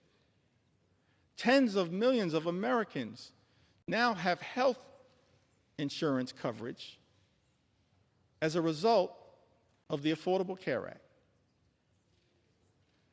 But this reckless Republican budget, this one big, ugly bill that President Donald Trump has directed my Republican colleagues to sign off on, to recklessly rubber stamp, and to bend the knee to, even though this bill and its assault on health care, on Medicaid, on the Children's Health Insurance Program, on Medicare, and on Obamacare will rip away health care coverage from the people my Republican colleagues are here in Washington to represent. It's extraordinary to me that as a result of this one big ugly bill, this all-out assault on health care in this country, millions of people are going to lose coverage, thrown off of health care, set in motion a chain of events where hospitals will close, nursing homes will shut down, people unable to get the care that they need to live a life of dignity and respect. And that as a result of the all-out Republican assault on health care in the United States of America, people will die. Tens of thousands, perhaps year after year after year, as a result of the Republican assault on the health care of the American people. I'm sad. I never thought that I'd be on the House floor saying that this is a crime scene. And House Democrats want no part of it. No part of it. It's a crime scene going after the health and the safety and the well-being of the American people. And Mr. Speaker, we want no part of it, which is why we're fighting so hard to stop it. Serving in the United States Congress on this glorious floor, having to be part of a crime scene. Shameful. All-out assault on the American people. President Biden worked hard with many of the people in this Congress who still serve to try to build upon this great legacy, this journey that we've been on, set in motion in modern American presidential history by FDR, inspired by the great vision of President Truman, enhanced in years that were cut short far too early by President Kennedy, and then powered in such an extraordinary way by President Lyndon Baines Johnson. Built upon aspirationally by President Jimmy Carter. And then advanced the Children's Health Insurance Program by President Bill Clinton. Furthered in such an extraordinary way by President Barack Obama. And then built upon and enhanced by President Biden. None of us are perfect, but that's part of our march toward a more perfect union. That's part of the charge that we have as public servants given that sacred charge in the preamble of the United States Constitution. We the people, in order to form a more perfect union, leadership that tries to perfect the American journey. President Biden spoke to this in August of 2022, talked about the challenges, pushing back against special interests that are often the forces trying to stop progress on behalf of the American people. This one big, ugly bill is filled with giveaways to special interests. Here in Washington, D.C., I'm disgusted by that. It's not what lawmaking should be about. President Biden, reflecting upon the challenges of making progress on behalf of the American people, says in August of 2022, and yet we've not wavered. We've not flinched. We've not given in. Instead, we're delivering results for the American people. We didn't tear down. We built up. We didn't look back. We looked forward. This law that I'm about to sign finally delivers on a promise that Washington has made for decades to the American people. Guess what? We're giving Medicare the power to negotiate. The power to negotiate lower prices on behalf of the American people. This means seniors, President Biden goes on to say, are going to pay less for their prescription drugs, while we're changing circumstances for people on Medicare by putting a cap of a maximum of $2,000 per year on their prescription drug costs, no matter what the reason for those prescriptions are. That means if you're on Medicare, you'll never have to pay more than $2,000 a year. No matter how many prescriptions you have, whether it's for cancer or any other disease, no more than $2,000 a year. I don't care who in this town is trying to take credit for something accomplished by others. President Joseph Robinette Biden did that. He did that. He did that as part of our effort to lower costs on behalf of the American people. None of us are perfect. There's still work to do. But the 46th President of the United States of America did that. Inflation Reduction Act, he went on to say, locks in lower health care premiums for millions of families who get their coverage under the Affordable Care Act. Last year, a family of four saved on average $2,400 through the American Rescue Plan that I signed into law that Congress voted in place. President Biden's talking about the continuation of our march toward a more perfect union, the work that we in this Congress, many of us who had the privilege to serve over the last few years, did to try to expand and strengthen the Affordable Care Act, Obamacare, by enhancing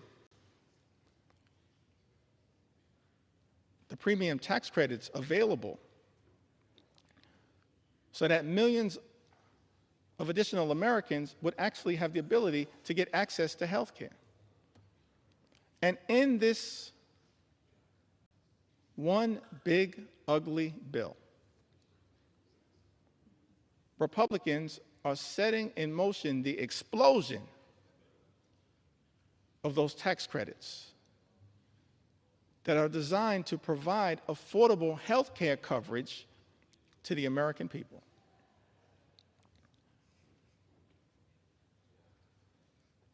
Leadership requires courage, conviction, compassion. And yet what we've seen from this administration and its co-conspirators on the Republican side of the aisle, Mr. Speaker, is cruelty, chaos, and corruption. And it's all been morphed into a toxic mix now contained in Donald Trump's one big ugly bill. An extraordinary assault on the health care of the American people. I mentioned earlier, Mr. Speaker, that I've taken to the House floor to share stories from the American people. Stories that are too numerous to articulate in the time available to us in connection with debating this bill. But I'm going to do my best to make sure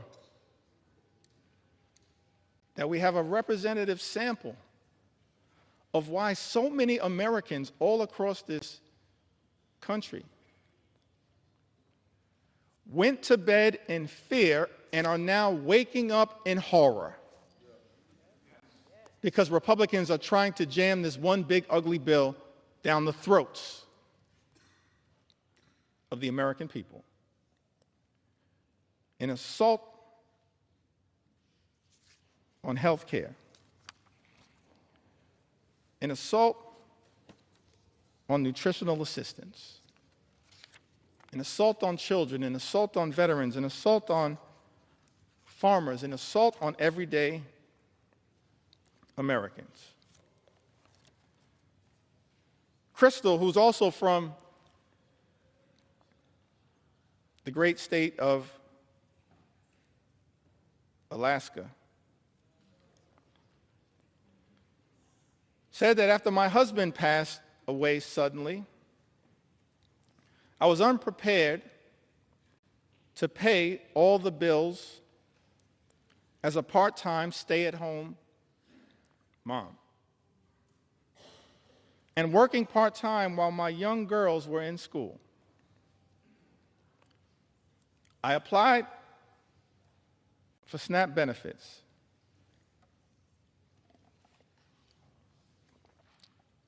And was so thankful I received them, for it helped me so much.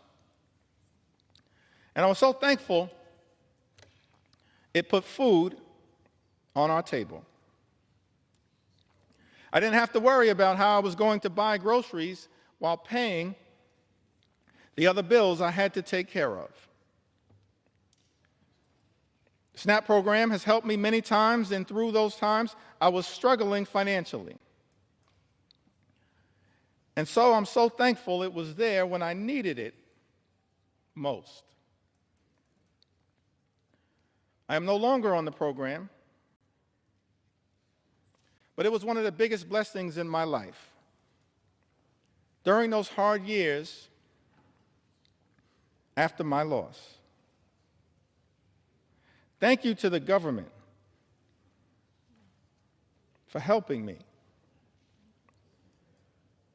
We all need help at times in life. And I think this program should remain available to those who really need it, who are struggling. Thank you, Crystal, for sharing your story with us. Mr. Speaker, Talise wrote to us, lives in Alabama's 5th congressional district,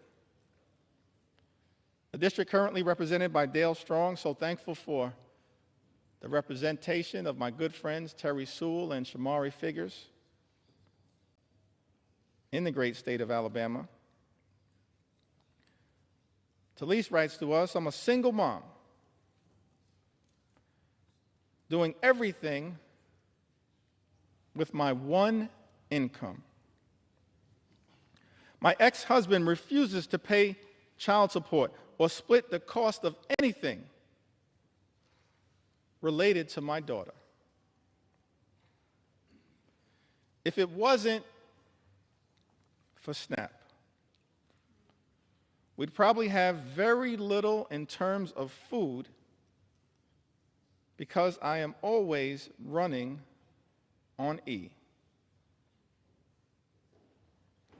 I'm so beyond grateful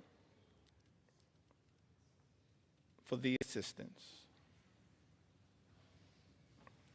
Curtis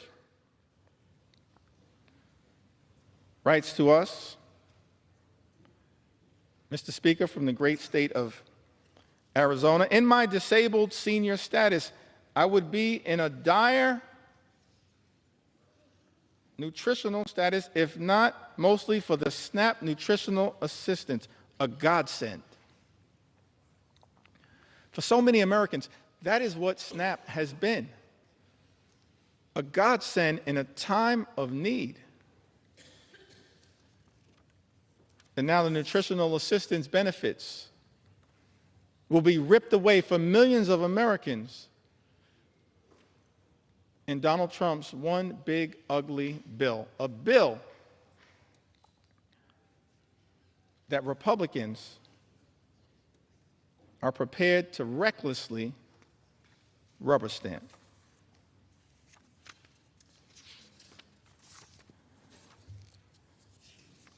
You also heard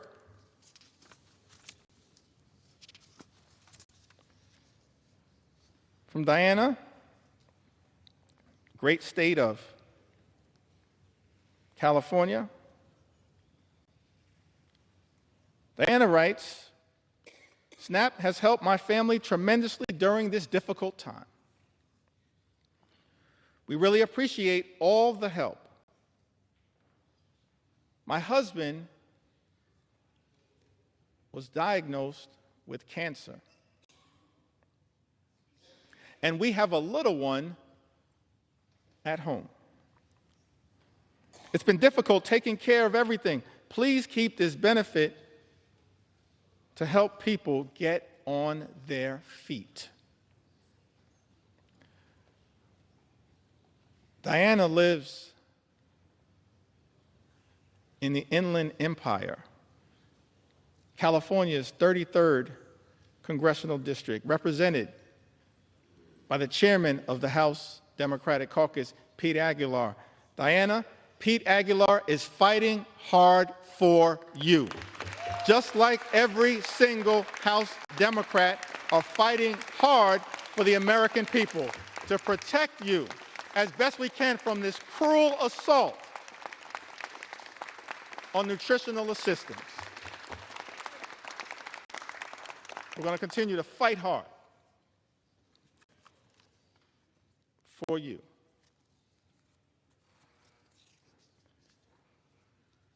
In Ohio, Julie writes to us,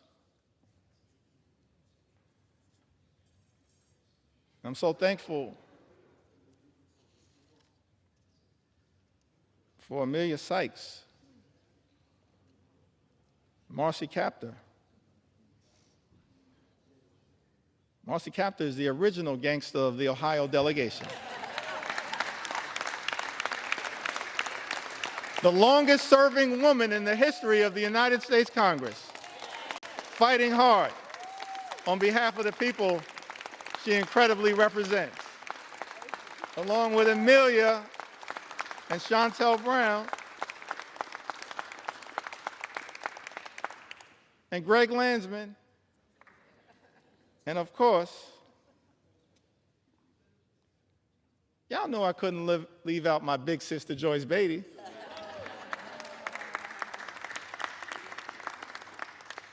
I wanted to mention Joyce because this is part of the resilience of what we've seen from House Democrats, from Brittany Pedersen, distinguished gentlelady from the great state of Colorado, who gave birth to a beautiful baby boy, Sam, at the beginning of this year. But because House Republicans, Mr. Speaker, have refused to allow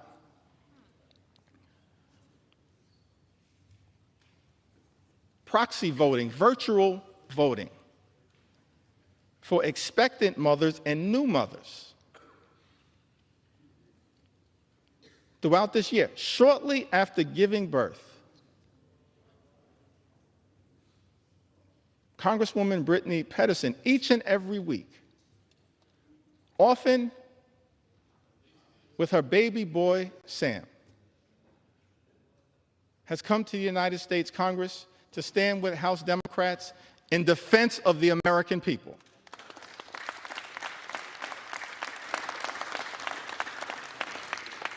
And she did it in connection with that first vote that set this whole disgusting abomination into motion in February, that same day. That same day, Kevin Mullin showed up to vote on behalf of the American people. Just like all of us continue to do, Kevin Mullin showed up to vote despite the fact that he had been experiencing multiple surgeries, was dealing with some complications. But he understood, just like all House Democrats understand, the need to stand up in this moment and fight hard for the American people, the need to be here throughout this entire toxic journey that Republicans have set us on. Connection with this one big ugly bill. Kevin Mullin, coming off of multiple surgeries,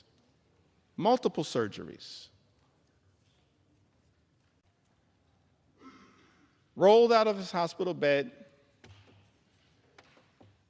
got on a plane from Northern California, took his wife with him so that she could change his IV on the plane across the country to be here and stand with his sisters and brothers in the House Democratic Caucus family to push back against this one big ugly bill. I was so thankful, so appreciative to see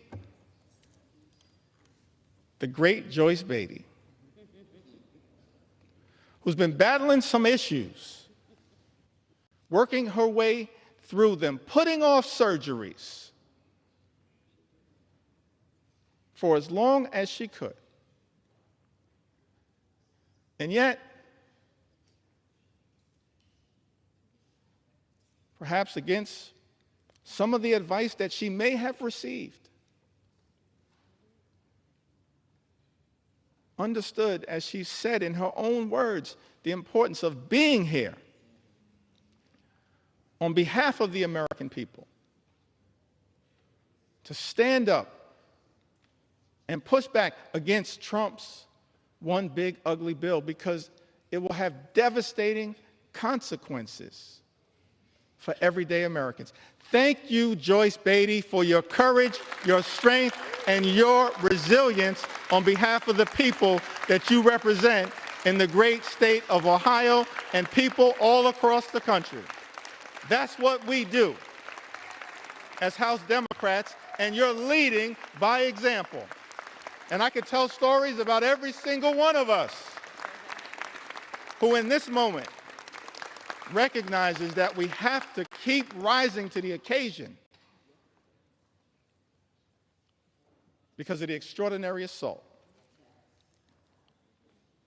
that has been launched against the American people by Donald Trump and complete Republican control here in Washington. Let's understand who is doing you in. People on the other side of the aisle. It's not too late. All we need are 4 Republicans to join us to show John McCain levels of courage. Not on the battlefield, as he did in such an extraordinary way. And yes, Mr. President, John McCain was an American hero and patriot. An American hero and patriot. I may have disagreed with him on a whole host of issues. We cannot disagree with the fact that he was an American patriot and a war hero who served this country overseas.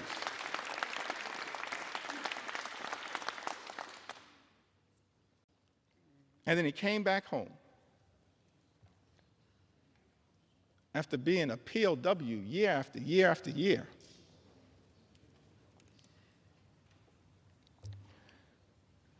And got elected to the United States House of Representatives. Did I get that right, y'all?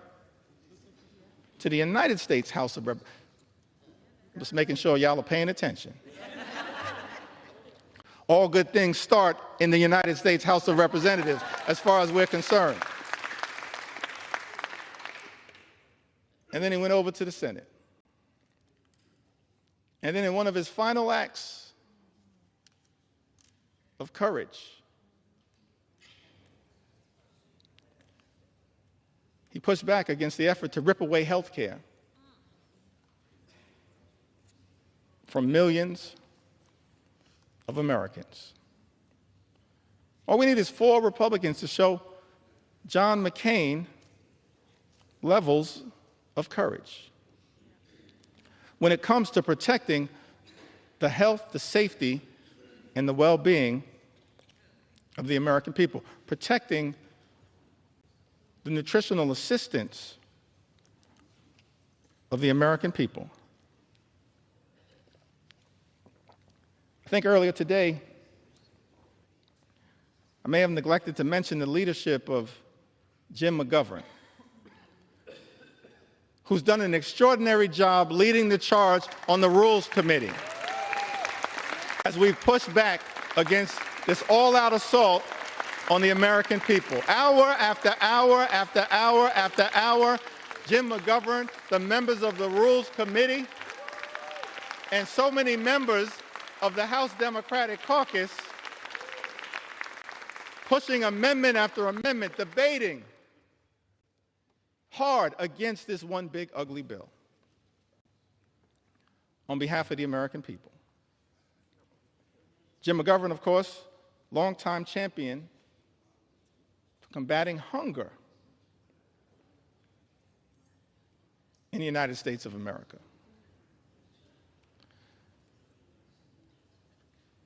So thankful for Jim's resilience and his strength, even in the face of great tragedy. Continues to battle hard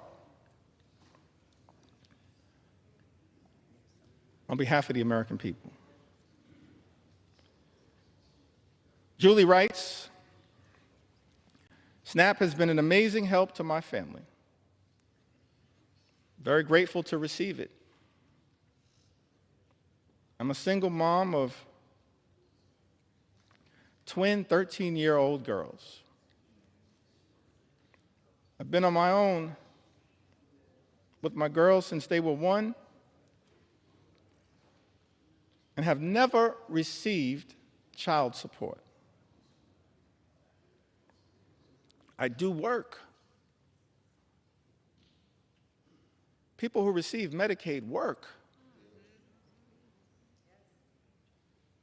People who receive SNAP work. So some people in this town need to stop lying to the American people.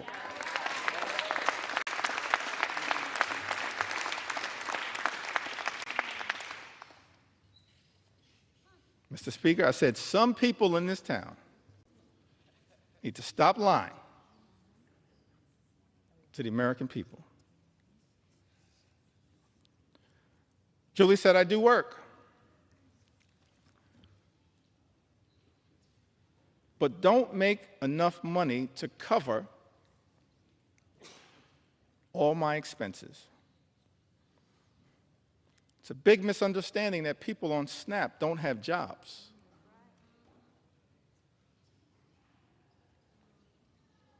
My children would eat very poorly if I didn't have SNAP. I would have to rely on church food pantries, and they could only offer the bare minimum. The food banks don't give basics like milk and bread. That's Julie's experience. Mr. Speaker, she lives in Ohio's 14th congressional district, represented by our colleague, Congressman David Joyce. We heard from Mark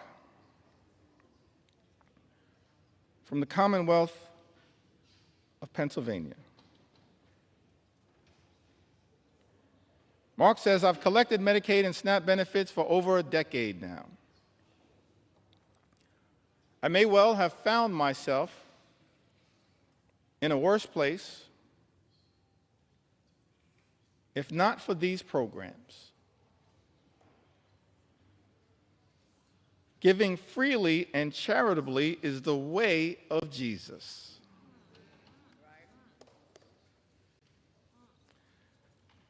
Reverend Cleaver, some people in this chamber need to hear those words again. Giving freely and charitably is the way of Jesus. That's someone who's talking like a Matthew 25 and 35 Christian. SNAP and Social Security benefits have been life-saving for me. They literally keep me alive. I suffer from severe depression, anxiety, OCD, and have Asperger's. This is why I'm on Social Security and SNAP. I believe that everyone should have access to these benefits. And in an ideal world, our communities would be centered around love, harmony, and the protection of each other. That's real love. Not fake love like promising to love and cherish Medicaid and then turning around and presiding over the largest cut to Medicaid in American history, which is what Donald Trump's one big ugly bill represents. Mark says, I believe that everyone should have access to these benefits. And in an ideal world, our communities would be centered around love, harmony, and the protection of each other. That's the kind of leadership that this country needs and deserves right now, but that's the kind of leadership it's not getting from 1600 Pennsylvania Avenue. Mr. Speaker, Mark lives in Pennsylvania's 1st congressional district. I believe that district is represented by our colleague, Congressman Brian Fitzpatrick. I want to ask the question, what happened earlier today?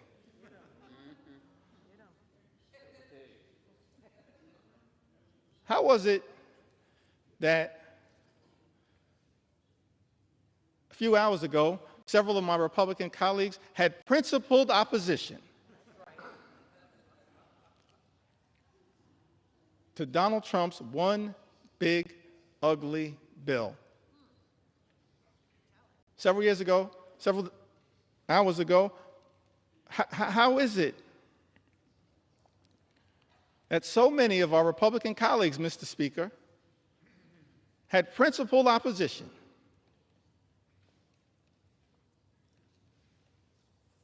to Donald Trump's one big, ugly bill? Either because of the devastating assault on Medicaid, health care, supplemental nutritional assistance, assault on veterans, assault on clean energy jobs, assault on the cost of living, which is represented in this bill, or because of the assault on the fiscal irresponsibility of a bill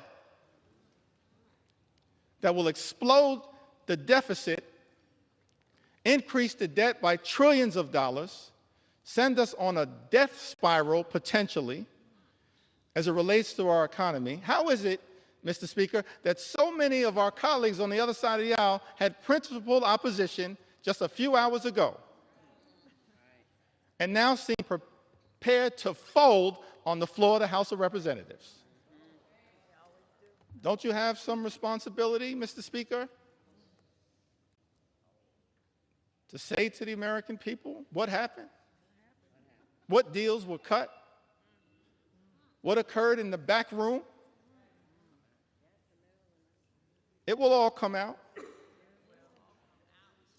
one way or the other, Mr. Speaker. Incredible to me that this Congress is on the verge of ripping food out of the mouths of children, veterans, and seniors as a result of this one big, ugly bill in order to reward billionaires with massive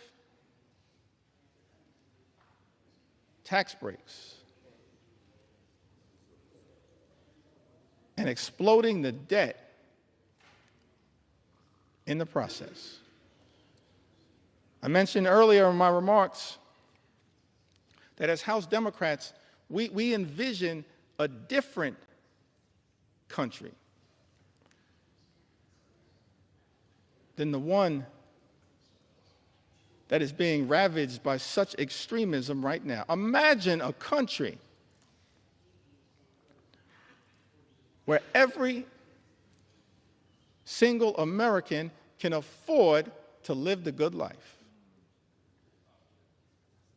Good paying job, good housing, good health care, good education for your children, and a good retirement. Work hard, play by the rules, live the good life. That's the America that we should be working hard right now to bring about for every single American. But we know there are far too many Americans in this country struggling to live paycheck to paycheck.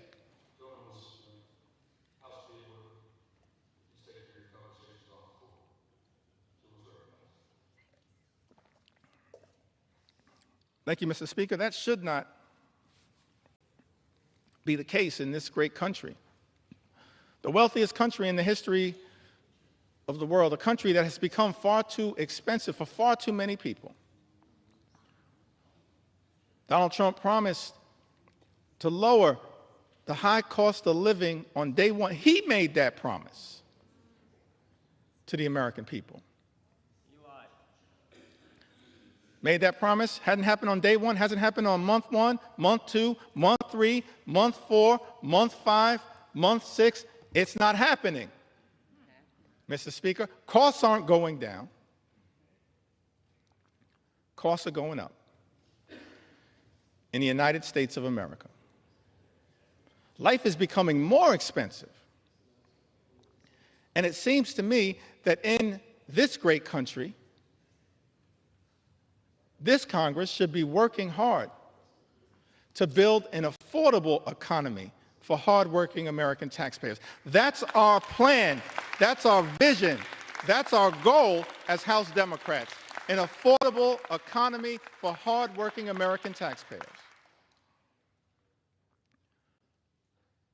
But Donald Trump's one big ugly bill will make life more expensive for the American people. Lynette wrote to us. She's also a resident of the Commonwealth of Pennsylvania.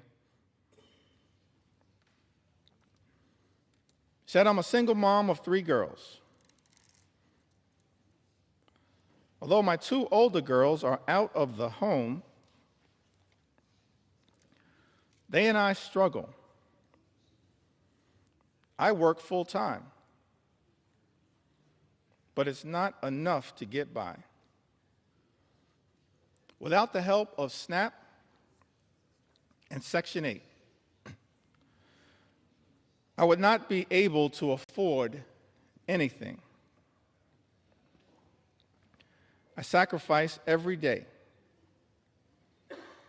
so my daughters can have food and a place to come home and call home. I get $124 a month in food stamps. $124 a month in food stamps, which isn't enough as food prices keep going up. With the little help I do get from the government, I am grateful and blessed. Last year, I passed out after a church service and was rushed to the hospital.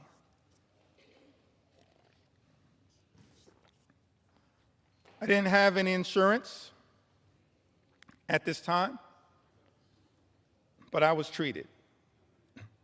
However, I could not pay back the services that I received, and I still need treatments.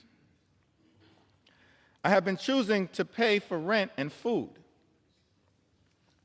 but I have these bills and other appointments that I need to go to but don't have the extra money, and I don't qualify for Medicare, don't make enough to get insurance on the marketplace for insurance. Lynette, without the help of SNAP and Section 8, I would not be able to afford anything. Mr. Speaker, Lynette resides in Pennsylvania's 7th congressional district, a district represented by our colleague, Congressman Ryan McKenzie. Wendy writes to us from the Commonwealth of Virginia. Says that I am a single mother of 2 children, and due to bone cancer, I now live with a disability and am unable to work. I have not only survived cancer, but my children and I also survived domestic abuse. I have been making ends meet while not working or receiving any child support for almost 2 years. To my family, SNAP is literally life or death. And while I hope that one day my circumstances will improve to the point that I will not need the assistance for now, Wendy tells us, it is our lifesaver. That's what these safety net programs represent. Lifesavers for Americans in need. And instead of protecting these life-saving programs, these life-sustaining programs, what we see from this one big ugly bill is that nutritional assistance for the American people will be decimated. And as a result, millions of Americans, our fellow Americans, are at risk of going hungry. That is not right in the United States of America. It's not right. And that is why we're fighting hard for people like Wendy, who, Mr. Speaker, lives in Virginia's 5th congressional district, a district represented by Congressman John McGuire. Jamie, from the great state of Wisconsin, the heartland, part of the heartland of the United States of America, the magical Midwest, the hardworking people of the great state of Wisconsin. I was privileged to just be there this past weekend. Jamie said, I work, I am a single mom. I need help to feed my kids. All the bills have skyrocketed. I'm doing this on my own. Please don't take away SNAP. That's a plea that I think is being heard all across this land. Please don't take away SNAP. It's a lifesaver. It's being ripped away from the American people as part of this Republican effort, Mr. Speaker, to provide massive tax breaks for billionaires. Jamie is represented. She lives in the 3rd congressional district of Wisconsin, currently represented, Mr. Speaker, by Congressman Derek Van Orden. Healthcare under assault. Nutritional assistance under assault. Farmers in this country have also been under assault. One of the reasons why so many Americans are cynical about our politics of the moment is that there are people who run for office, they say one thing and then they do the exact opposite. And many of the policies that we've seen come out of the Trump administration are inconsistent with the rhetorical promises that were made on the campaign trail. Donald Trump and House Republicans promising to look out for people in farm country. and then supporting policies that do the exact opposite.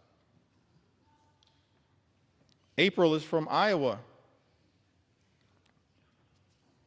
Says that fourth-generation farmer on land her family has worked for almost 125 years in north-central Iowa. And then says, if there's all this uncertainty out there, how can we plan? We need a path forward. It's like changing a tire while we're still driving down the road. That's what our farmers are being asked to do, change a tire while they're still driving down the road because of the uncertainty that has been unleashed by an administration far too focused on chaos, cruelty, and corruption. Those are my words. April goes on to say, we're kind of holding our breath for this fall. That's when it will hurt the most farmers. We need trade with Mexico and Canada too. That's why I think the reciprocal tariffs are going to hurt us more.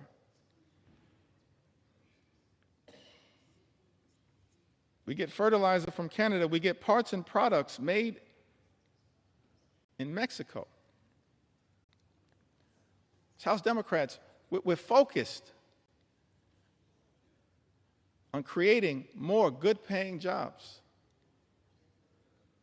on economic strategies that make sense, that are designed to lift up the American people. But I can't find anything in this 900-plus page bill that is actually designed to permanently sustain a positive trajectory for farmers in this country and for everyday Americans. In fact, the chaotic uncertainty of the economic policies that have been unleashed by the Trump administration and complete Republican rule in Washington, D.C., will have devastating consequences for the American people and for farmers like April. John writes to us from the great state of North Carolina. He says to us, not many families can say this, black families that is, but we've been here for over 100 years. My great-grandfather, my grandfather on both sides, and my father were all farmers.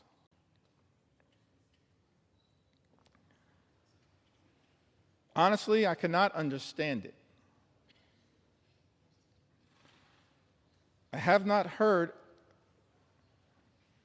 anybody from that administration that could tell me anything that makes any sense of what he's causing. John further writes, you cannot take a chainsaw and do surgery.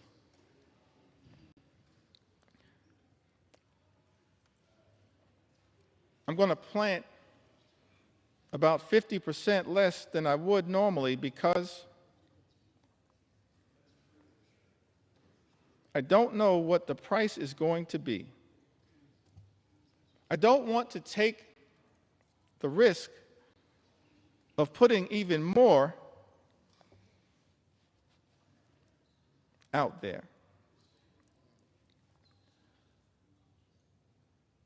What we've seen from the Trump administration,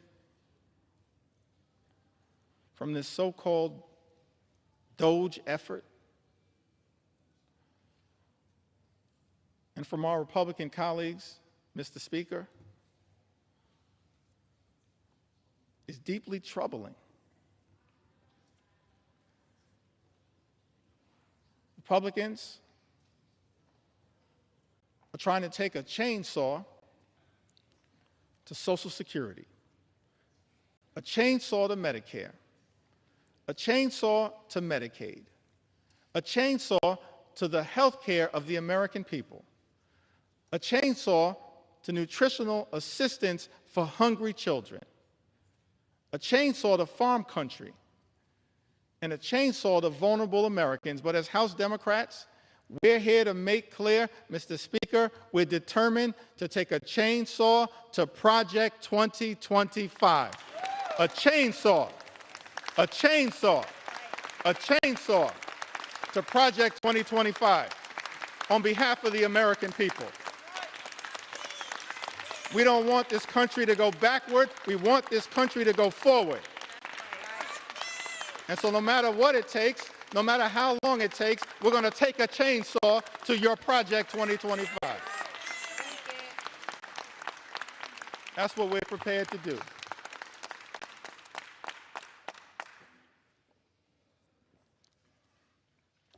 Thank you, John, from North Carolina.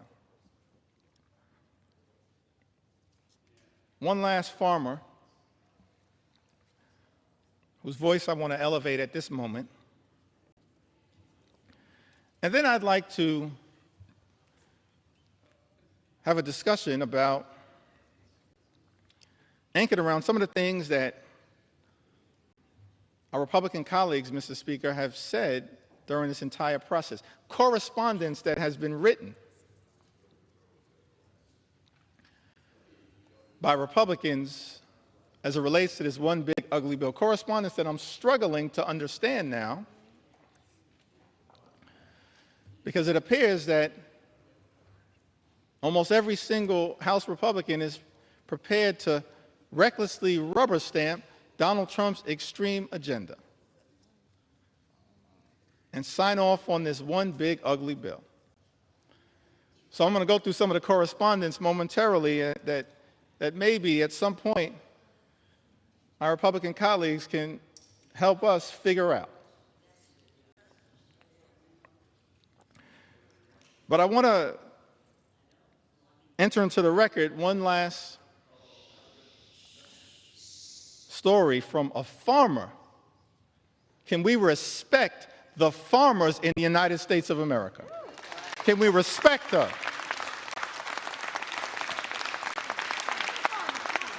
We began this country as an agrarian economy. We should respect the farmers in this country as I'm telling their stories. On the eve of our 249th birthday, can we respect the farmers in this country who we're working hard to defend?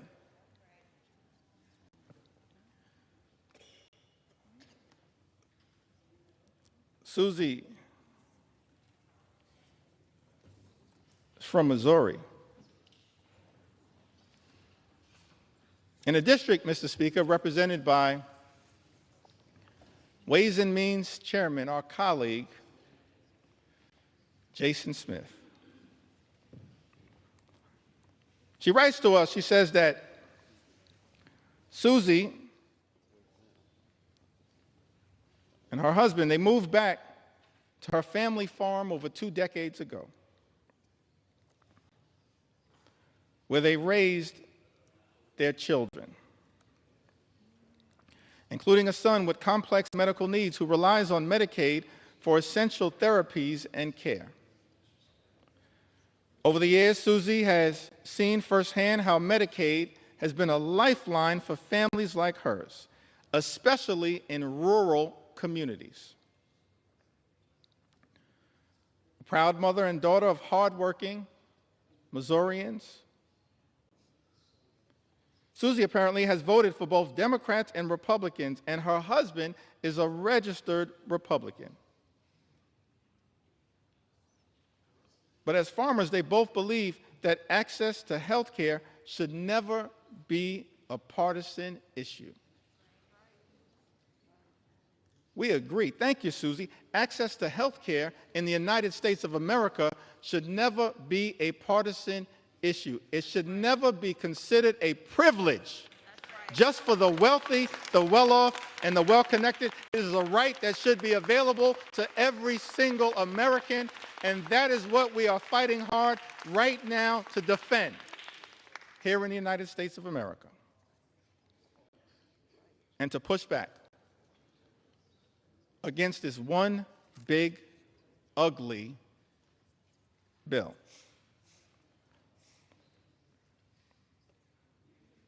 As I mentioned earlier,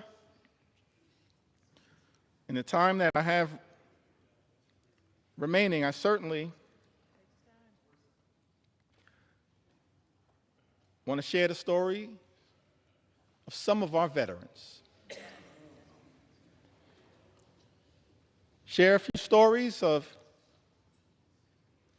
some of our small business owners who will also be under assault as part of this one big ugly bill. And share the stories of hardworking and law-abiding immigrant families who also will be targeted by this one big ugly bill. But I did want to take a little time at this moment to enter into the record some of the statements that have been made, Mr. Speaker, by our Republican colleagues.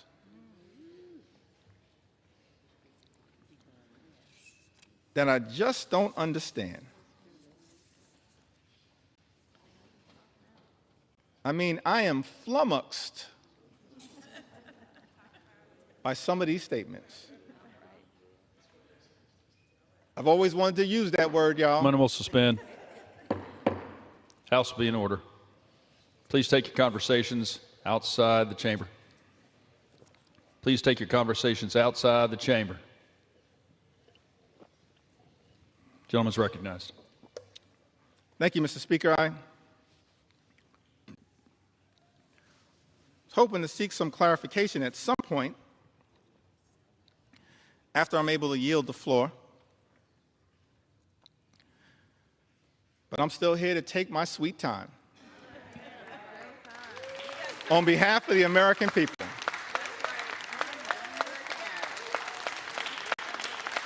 Because it was totally unacceptable that you would try to jam this bill, Mr. Speaker, down the throats of the American people with 15 minutes allocated for a debate that would hurt everyday Americans, allocated to the committees of jurisdiction. 15 minutes. And so now I'm here with my House Democratic colleagues, 4 hours in, taking our sweet time on behalf of the American people. And I'm flummoxed. Maybe it's flummoxed. As I mentioned, Mr. Speaker, I always wanted to use that word. I can't spell it, but I know what it means. I'm confused by many of these statements, so I'm trying to enter them into the record and then perhaps at some point get some clarification. Talking about Medicaid cuts, the largest cut to Medicaid in American history. Vice President said these cuts are immaterial. Are you kidding me? Immaterial? I'm perplexed. I'm astonished. I'm confused that someone who sits in the second highest office in the land would say that Medicaid cuts, $1 trillion or so of Medicaid cuts that are in Donald Trump's one big ugly bill are immaterial.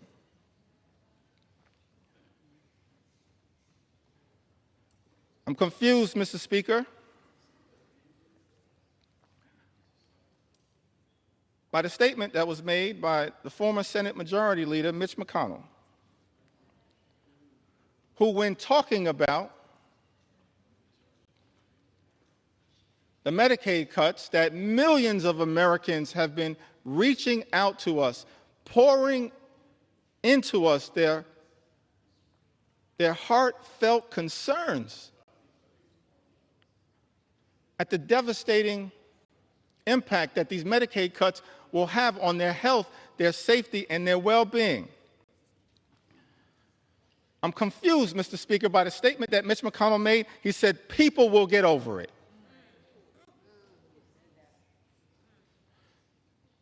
No, Mitch. The American people will not get over it, but they will get even next November. That's what's going to happen because of these cuts being unleashed on the American people. I'm confused, perplexed, astonished, flummoxed by some of these statements. This one is a beauty. In the great state of Iowa, Senator Joni Ernst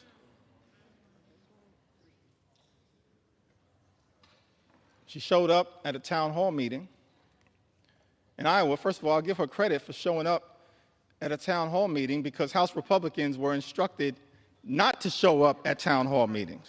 So she shows up, Mr. Speaker, at a town hall meeting, is questioned about the fact that health care in America, that the Medicaid is a question of life or death. And when asked by one of her constituents about the concern that was had, the fact that people will die as a result of the devastating cuts to Medicaid and health care that are in Donald Trump's one big ugly bill,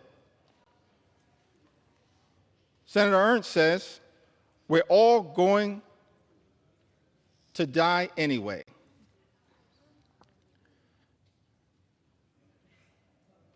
Yes, Joni, the American people understand that at some point all of us will transition. But the American people do not deserve to die as a result of the Republican cruelty that is in this legislation. Do not deserve to die as a result of the cruelty that is embedded, Mr. Speaker, in this legislation. Ending Medicaid as we know it, the largest cut to Medicaid in American history. And as a result of this all-out assault on health care in America, and Mr. Speaker, there are 220 Republicans who I serve with in this Congress, and I wish I had time to go through the impact in all 220 districts. Actually, since I have unlimited time, maybe I do.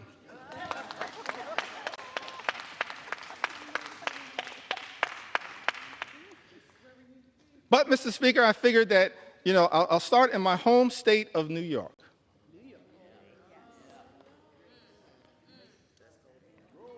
Mr. Speaker, in New York's 1st Congressional District, represented by our colleague, Congressman Nick LaLota, approximately 50,000 New Yorkers will lose their health care.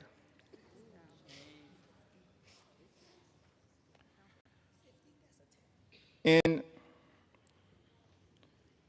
New York's 24th congressional district, Mr. Speaker, represented by our colleague, Congresswoman Claudia Tenney, over 30,000 New Yorkers will lose their health care.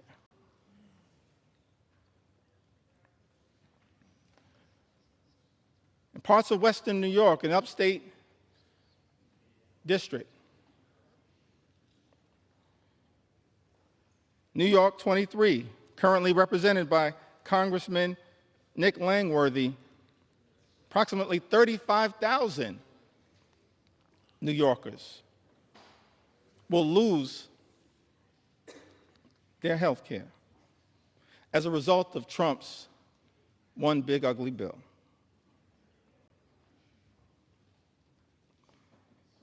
In New York 17,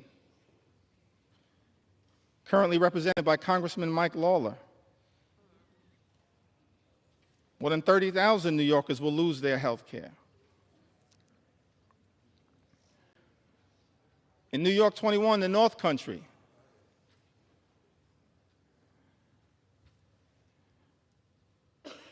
represented by Congresswoman Elise Stefanik,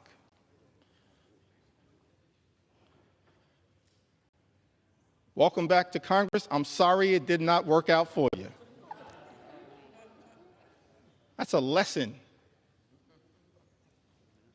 that should be learned by all those who pledge fealty to the wannabe king. That's right. But I digress.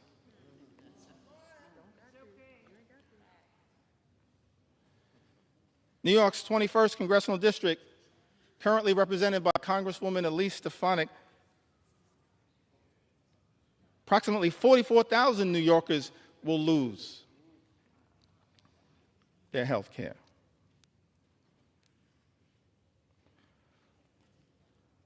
In Long Island, Suffolk County, part of Long Island, currently represented in Nassau County by two amazing colleagues, Tom Swazi and Laura Gillen. But in Suffolk County, New York's 2nd congressional district, currently represented by Congressman Andrew Garbarino, 48,000 New Yorkers will lose their health care.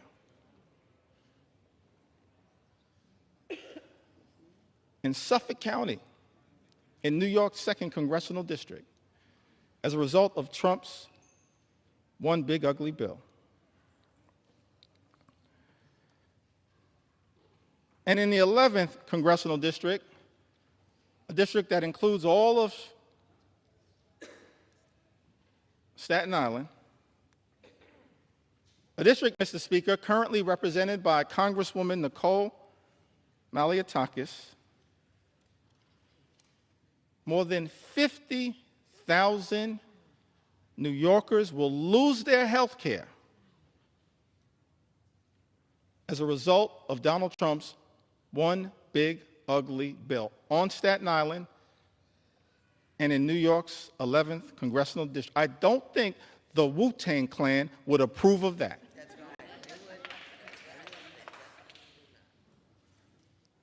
It's incredible to me. In district after district after district, Mr. Speaker, represented by my Republican colleagues, so many Americans will stand to lose their health care as a result of Donald Trump's one big ugly bill.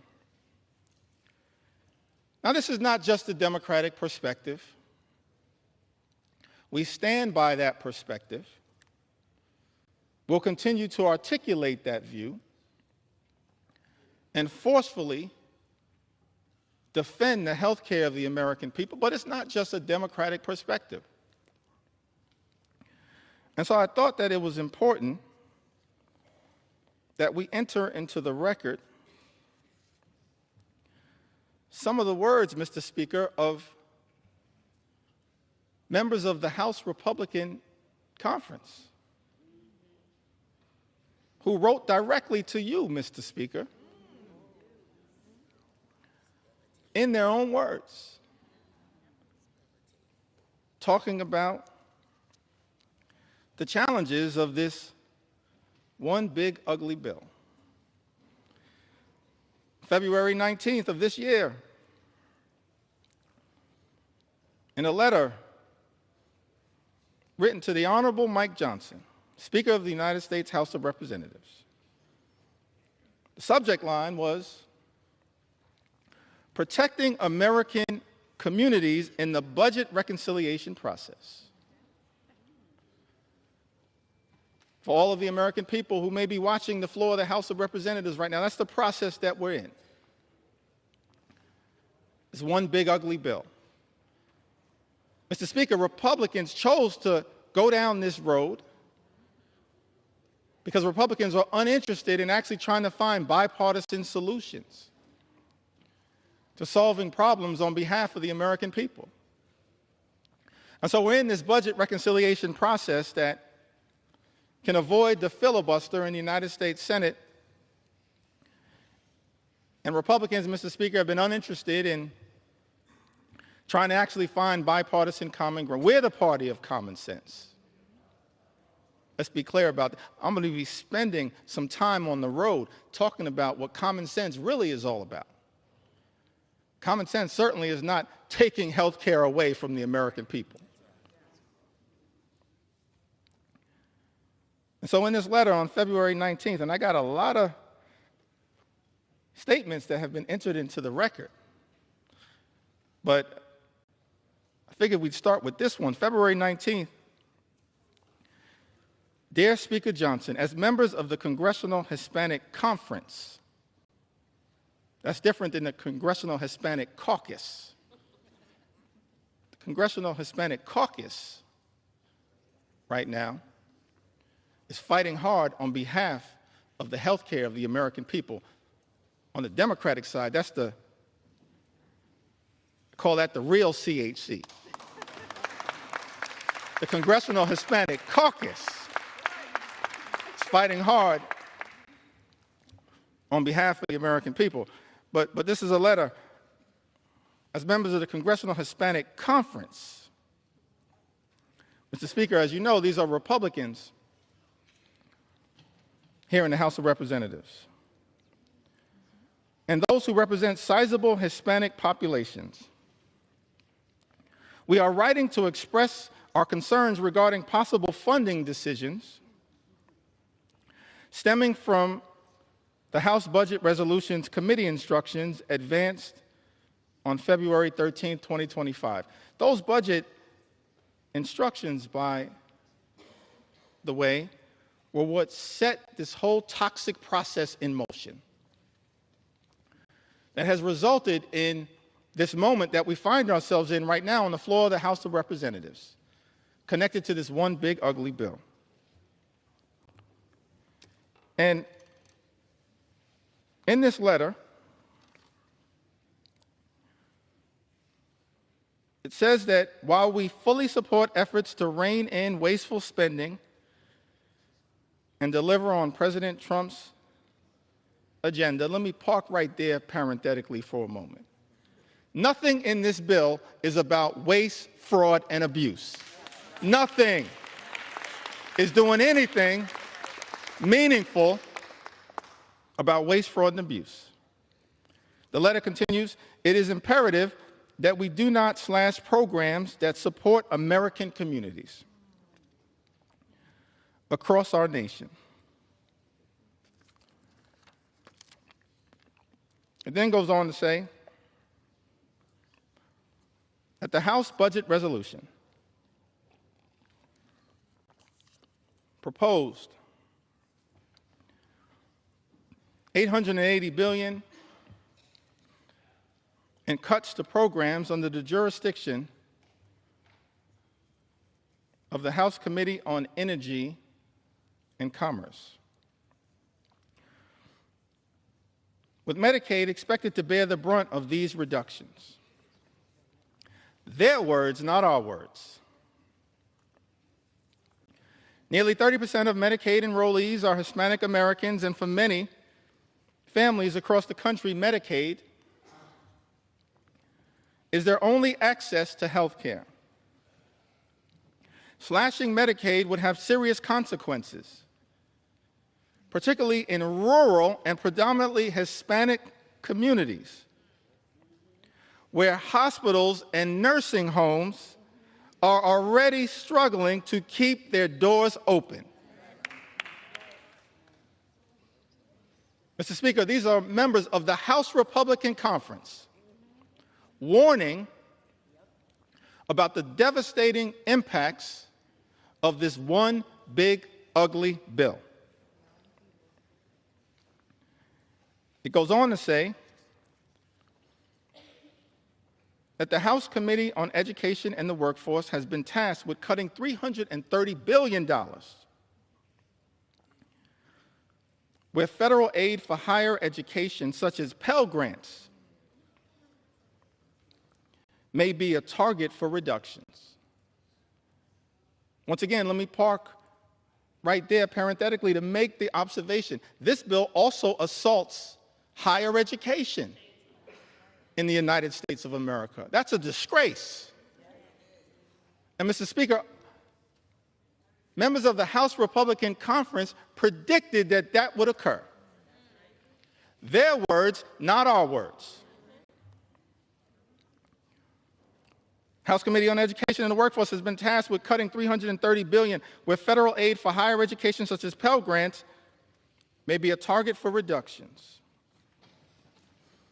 Hispanic students make up a significant share of Pell Grant recipients, many of whom are first-generation college students, striving for a better future for themselves, their families, and our nation. If we are serious about empowering the next generation and strengthening our workforce, we must facilitate and not undermine opportunities that help students succeed. Finally, the House Committee on Agriculture has been directed to cut $230 billion. And then, Mr. Speaker, our Republican colleagues go on to write, while we fully support efforts to eliminate fraud, waste, and abuse, by the way, that's all fake, we support a federal government that's effective, that's efficient, that's equitable, that eliminates waste, fraud, and abuse. That's not what this bill is all about. But it goes on to say, while we fully support efforts to eliminate fraud, waste, and abuse, we must ensure that assistance programs such as SNAP remain protected. I mean, I'm just confused. Remain protected as nearly 22% of Hispanic families rely on this critical program as a temporary safety net during difficult times. And then this letter concludes, written to you, Mr. Speaker, by the Congressional Hispanic Conference. Hispanic Americans are the future of the Republican Party. I'll reserve judgment on that statement. As House Democrats, we're going to fight for every single community in the United States of America, including the Hispanic community. Every single community. We want every single community to experience the good life, to afford to be able to live the good life. That's what we want. For every single community, good paying job, good housing, good health care, good education for your children, and a good retirement. That's what we want for every community. But the Congressional Hispanic Conference, they write, in closing to you, Mr. Speaker, that these Hispanic Americans are closely watching to see if we will govern in a way that honors their values and delivers results.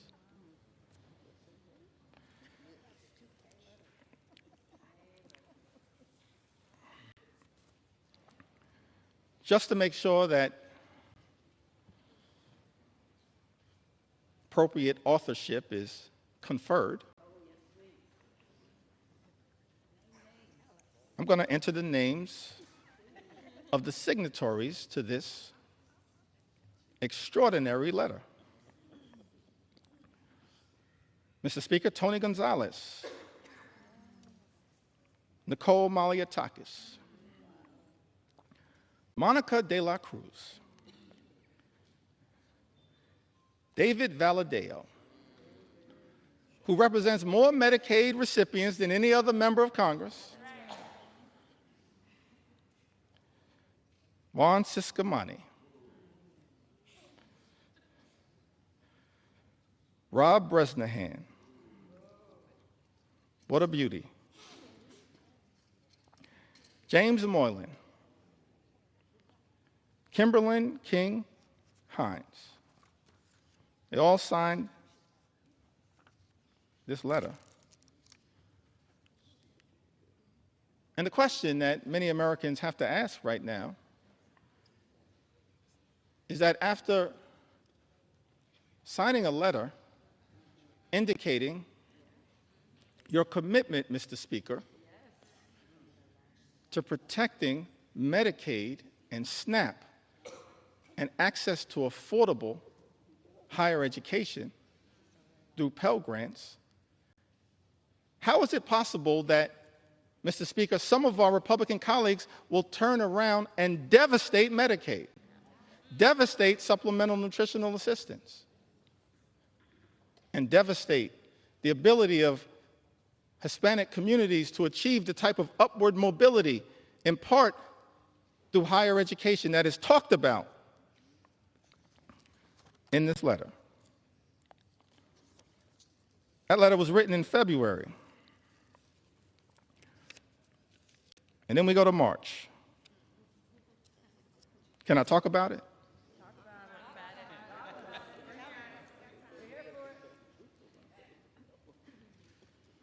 I mentioned, Mr. Speaker, I'm here to take my sweet time on behalf of the American people.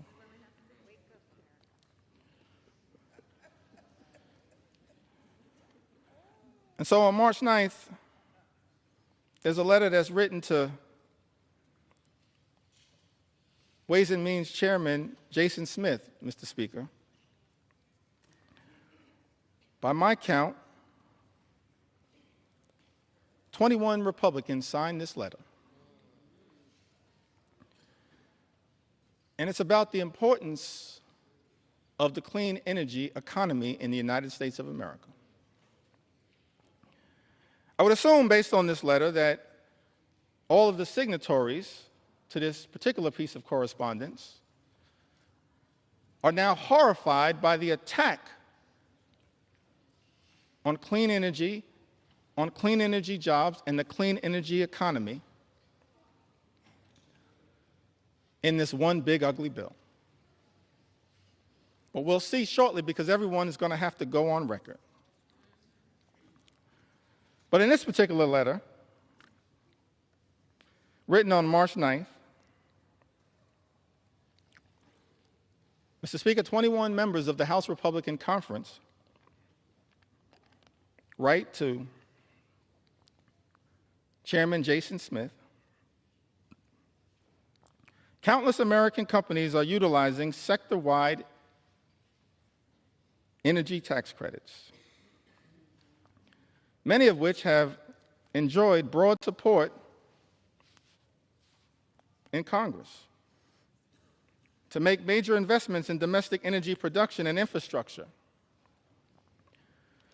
for traditional and renewable energy sources alike. Both our constituencies and the energy industry alike remain concerned about disruptive changes to our nation's energy tax structure. With all this in mind, the letter continues toward the end. We request that any proposed changes to the tax code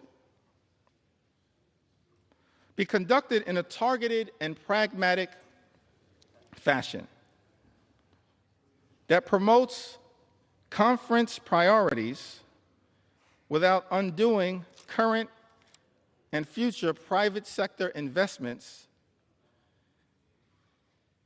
which will continue to increase domestic manufacturing, promote energy innovation, and keep utility costs down. I mean, the language that was chosen there is pretty interesting, but the translation is protect the clean energy economy. That's what this letter was all about. Written by my count, 21 House Republicans. Mr. Speaker, Andrew R. Garbarino, Jennifer Higgins, Juan Ciscomani, Gabe Evans, David Valadeo. What a prolific writer.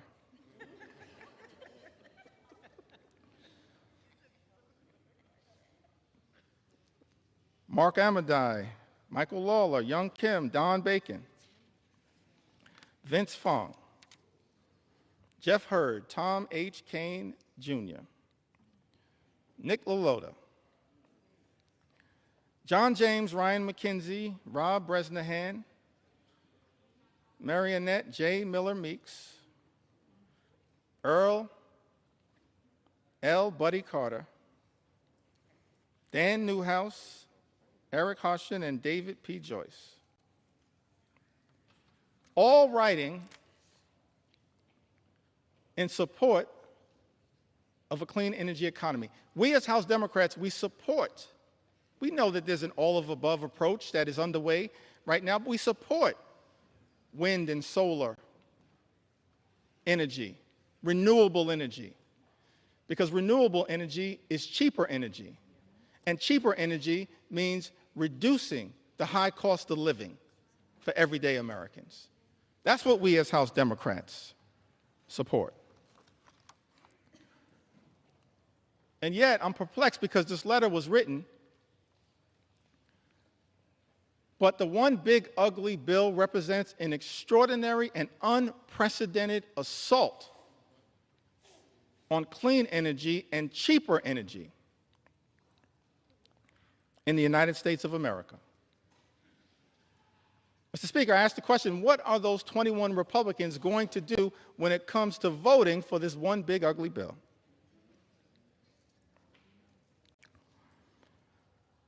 And then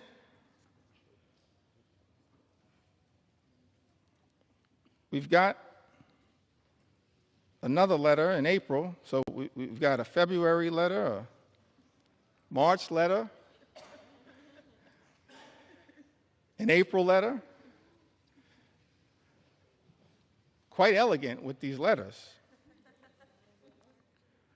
April 14th, 2025, this is correspondence written by 13 House Republicans, Mr. Speaker. Written to you and Steve Scalise. Majority Leader written to Tom Emmer. The Majority Whip, and written to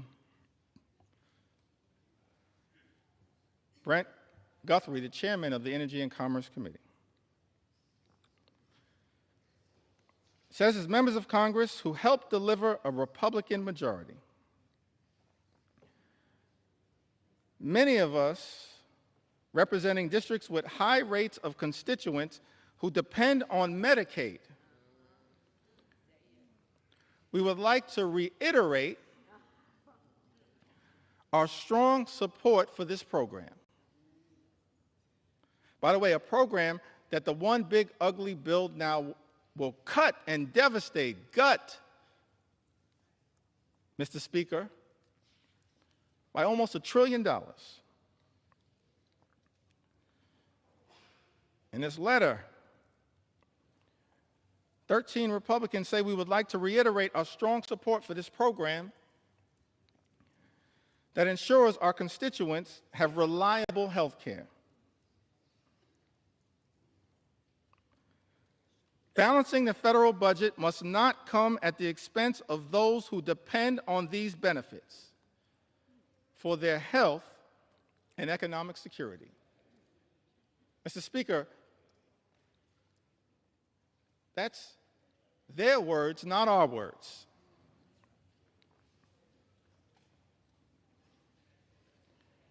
And then this bill makes an extraordinary declaration. And I think it's important for us to understand who led this bill. David Valadao. These are just facts, Mr. Speaker. Publicly issued letters. David Valadao, Don Bacon, Jeff Van Drew, Rob Bresnahan, Juan Ciscomani, Jen Kiggins, Young Kim, the usual suspects. Robert J. Whitman, Nicole Maliatakis, Nick LaLota, Andrew R. Garbarino, Jeff Hurd, and Michael V. Lawler. By my count, 13 members. And in some of the relevant portions of this letter, it says to strengthen Medicaid, we urge you to prioritize care for our nation's most vulnerable populations. Our constituents are asking for changes to the healthcare system that will strengthen the healthcare workforce, offer low-income, working-class families expanded opportunities to save for medical expenses, support rural and underserved communities, and help new mothers.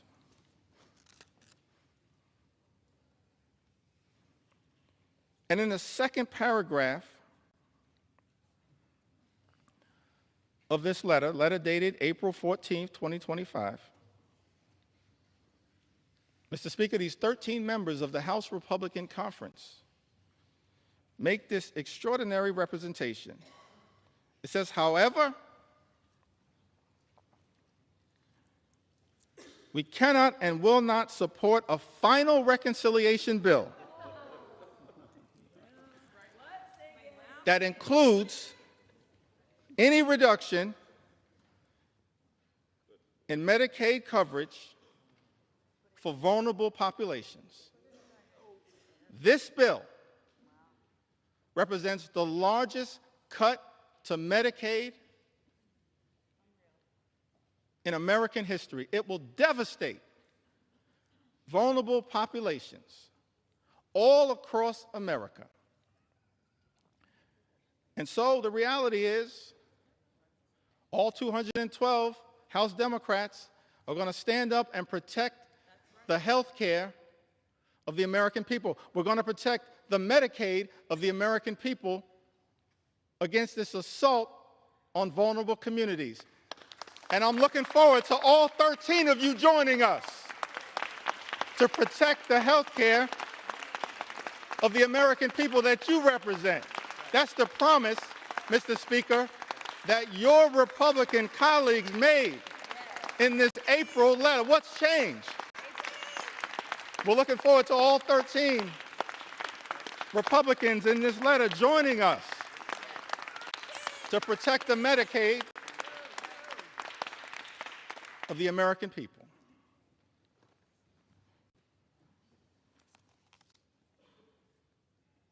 And you know, this SALT issue is also an interesting one.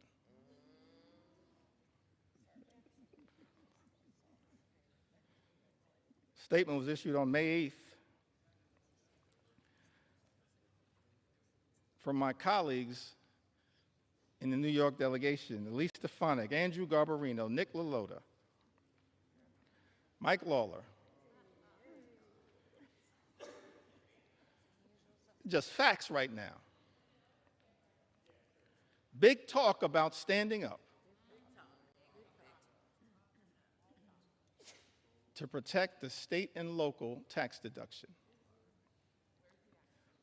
And what's interesting, let's make sure we set the record straight here.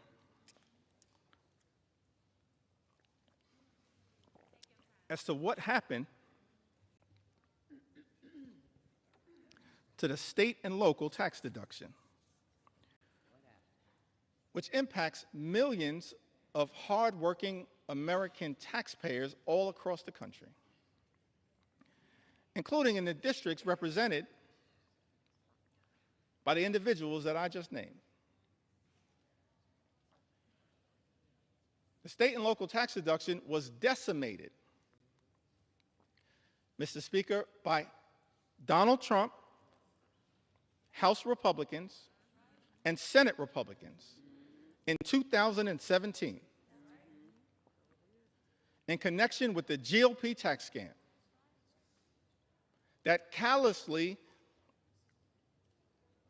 and unnecessarily imposed a $10,000 cap, wiping away thousands of dollars a year for hardworking American taxpayers. Republicans did that. Mr. Speaker, let's set the record straight. And so, Mr. Speaker, there are people in this chamber claiming to be saviors. Saving what? From the devastation that Republicans have wrought by decimating the state and local tax deduction? And you know what's interesting about this is that people who are against this claim that the state and local tax deduction is subsidizing states in certain places to the detriment of others. But every single state that suffered from the Republican effort, Mr. Speaker, under Donald Trump's presidency